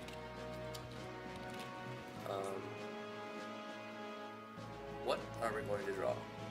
What is going to represent our experience points? Let's go back to this website, gameicons.net. Let's find an icon that's going to represent our experience points.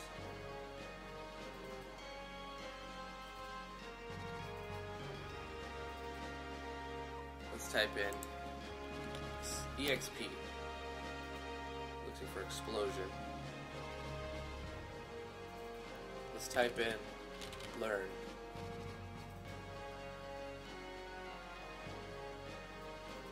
The globe. Experience points. What about, let's just say train.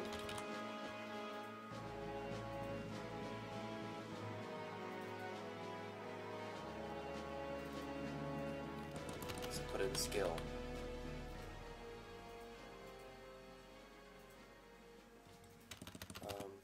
A point.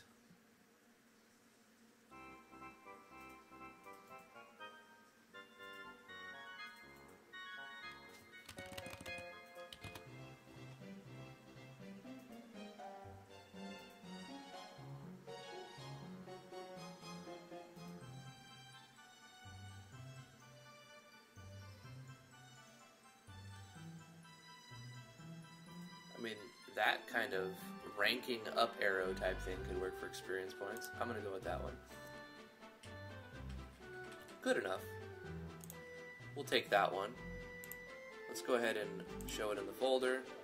Take that, put it where we want it, and custom assets, art resources, gameicons.net. Cool.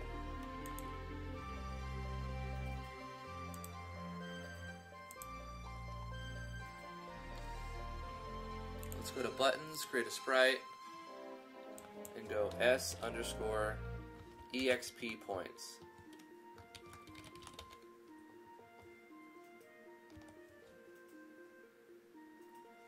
And import that. We don't want it to be 512 by 512, that's for sure. Let's do 48 by 48. I kind of think that would work.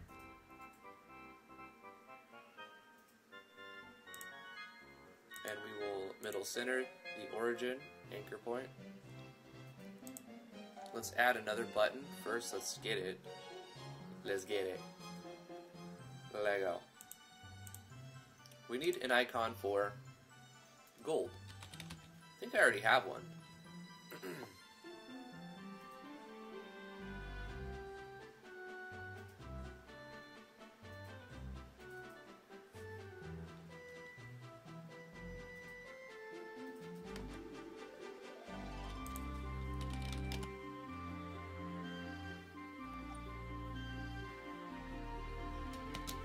Coin.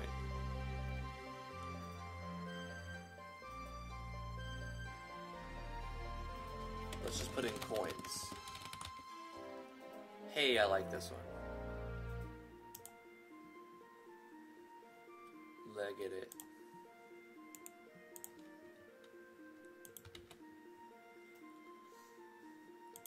Nope.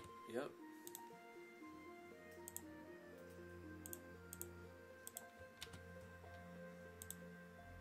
And add that.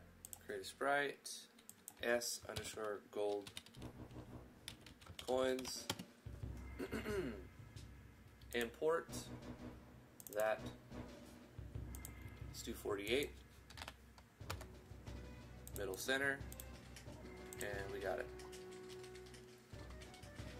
So we're just going to draw those as sprites, not as objects. So we're going to draw the sprite S underscore EXP points. Index of 0, because it's just the first image, subimage 0. And then the X and the Y is going to be the same spot as where we're drawing the text below for it, but a little bit to the left of it. So we'll say we're using 192. Let's go a little bit left. We'll say it's 24. Origin is 24. So let's go 28 pixels.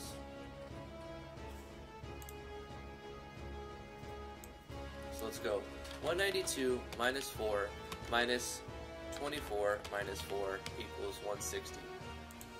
160 on the X value. And then the Y value will be the same exactly, comma 540. And that's it. And then for the gold, we do something very similar.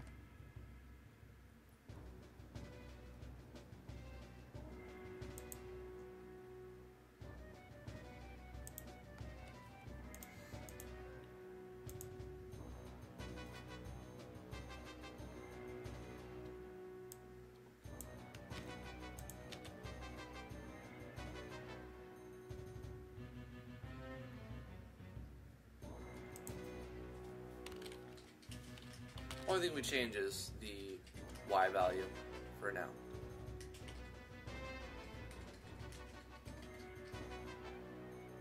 Oh wait, I'm messing up. And oh no.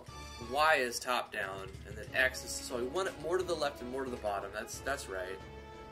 But we don't want experience points here. We want to draw S gold coins image. Okay.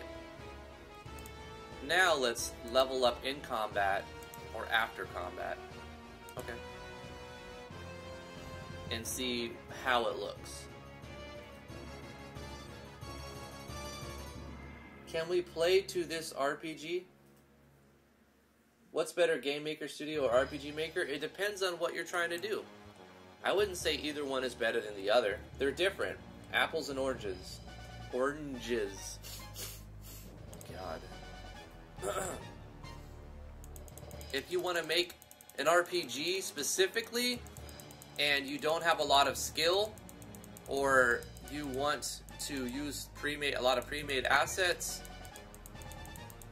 you know, or you're not looking to code everything yourself or like do it all yourself, RPG Maker is more friendly.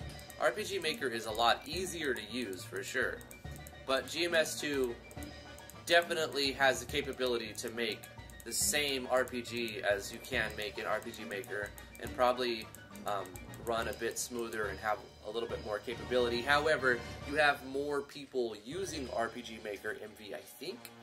I'm not sure about that, but I think there are more people using RPG Maker MV than GameMaker Studio 2. That's an interesting question. I wonder where we can find out how many people are using GMS2 and how many people are using RPG Maker MV, because I know the communities are good on both, but I specifically know that RPG Maker MV has a huge community and there's a lot of free assets. So what is easier? What's going to be quicker? RPG Maker MV. What do you have a little bit more flexibility? GameMaker Studio 2. Like, they're both great, and I can't say which one is better, because I don't think that one is better than the other. They're just different. They're just different. And that's good. Different is good. Okay, so now we explore and we kill that. Hey, we're almost there. We need to raise that up a little bit and to the right a little bit. And, okay. Actually, the buttons are where I want them to be. What needs to be raised up is the text. But actually, everything by a little bit. How much? Like 24 pixels? Raise everything up by 24 pixels. And then move everything by like 64 pixels to the right. 24, 48. Raise the Y values by 24 on the icons, 48, I'll leave it up. So let's raise the sprites by 24. So I would subtract 24 from the Y. Let's just go 40. 500.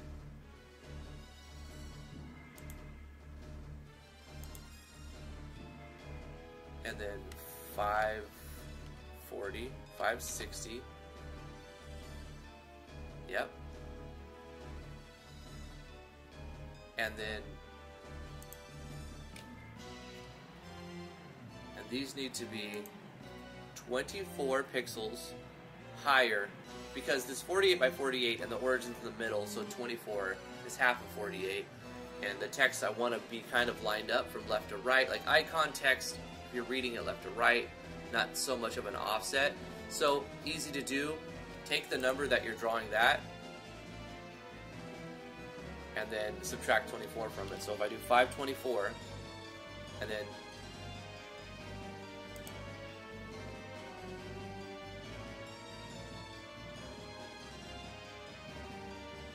$500, you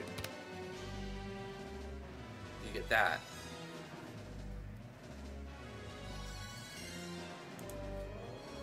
And then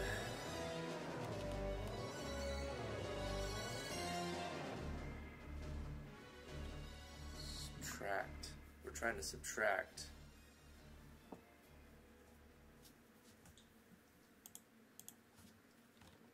This will be 560.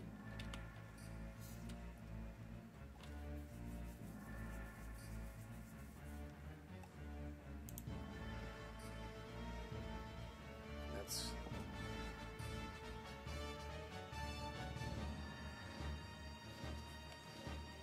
I already confused myself, but that's okay. We're gonna put in numbers and see what happens.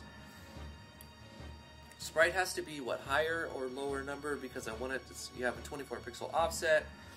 You want the sprite to have a, draw it lower, because you're still gonna have 24 of where you put the X.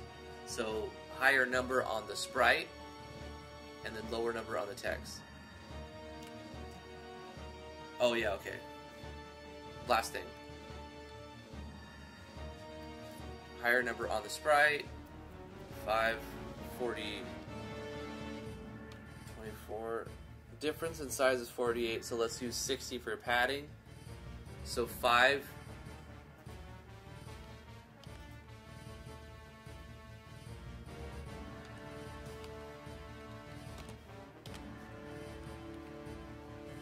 and then 540.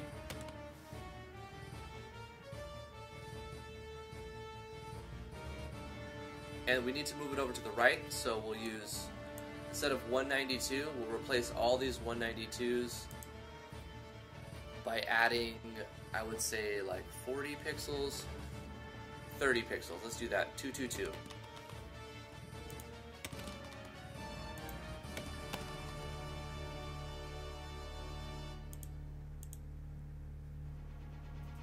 Also need to make sure that these are the same, 500.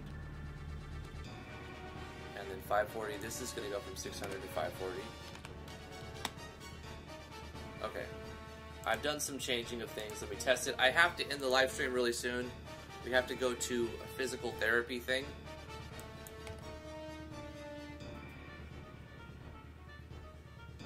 So let's cheat our experience to 90 out of 100 and explore, and then smash the sign. What did I do here? I messed something up. It's all messed up. Why is the font different, and why are the sprites not moved over? Draw experience gain. Sprites. Oh, I raised them, but I didn't move the sprites. Okay. Need to add more to the X. Let's set these to 2. Okay, 222. 198, right? Because that's 24, but then we want some padding, 192. Then the text is starting at 192. No, the text needs to start 222.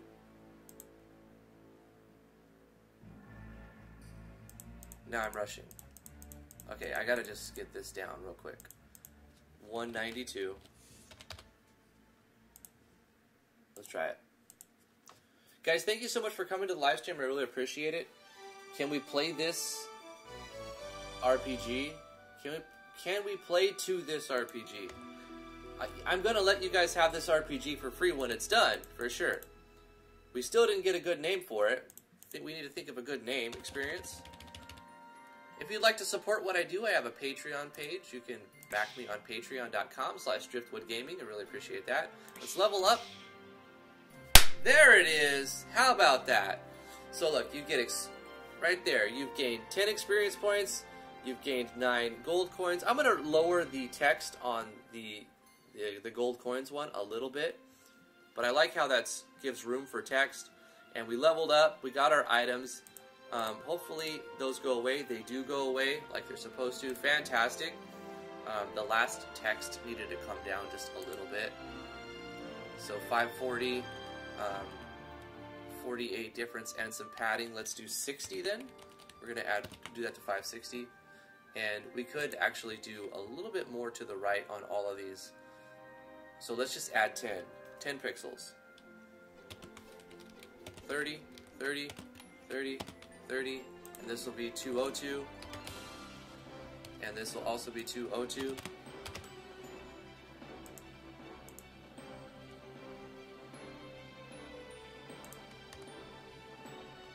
Get us to 90. Explore. Smash that. That looks better. So after we victory screen, we'll just see that stuff. But if we level, we'll see the victory screen and the level stuff. So we can put our points down. Boom, boom, boom. And get our experience up. See, if we just level right here, boom, it doesn't show the stuff because we didn't finish a fight. But let's go to right here, explore, smash this side. That looks really good. I'm going to end it there, guys. Thank you so much for coming to the live stream. Really appreciate it. If you would like to continue talking with us and hanging out, I have a Discord. The link is in the description below. You can follow me on twitter.com/driftwoodgaming. Please consider hitting that follow button on twitch.tv/driftwoodgaming. I'm trying to get those numbers up so I can do more Twitch stuff. If you would like to follow me on any of the social medias, I appreciate it. Yeah, you can do donations through PayPal or the Patreon thing. Yeah, I have a website. You can download my last game I made with RPG Maker MV, driftwoodgaming.com/games, and subscribe to the YouTube. Like this video if you do like it. We'll see you guys tomorrow. We have a first impressions video to do for RPG Maker MV. We're going to be playing Sin Vengeance. Love you guys very much. Thanks for coming and hanging out and watching me mess around in GameMaker Studio 2. Hope you learned something. I hope you keep working on your projects and making progress. Have a good day. We'll see you guys tomorrow. Bye-bye.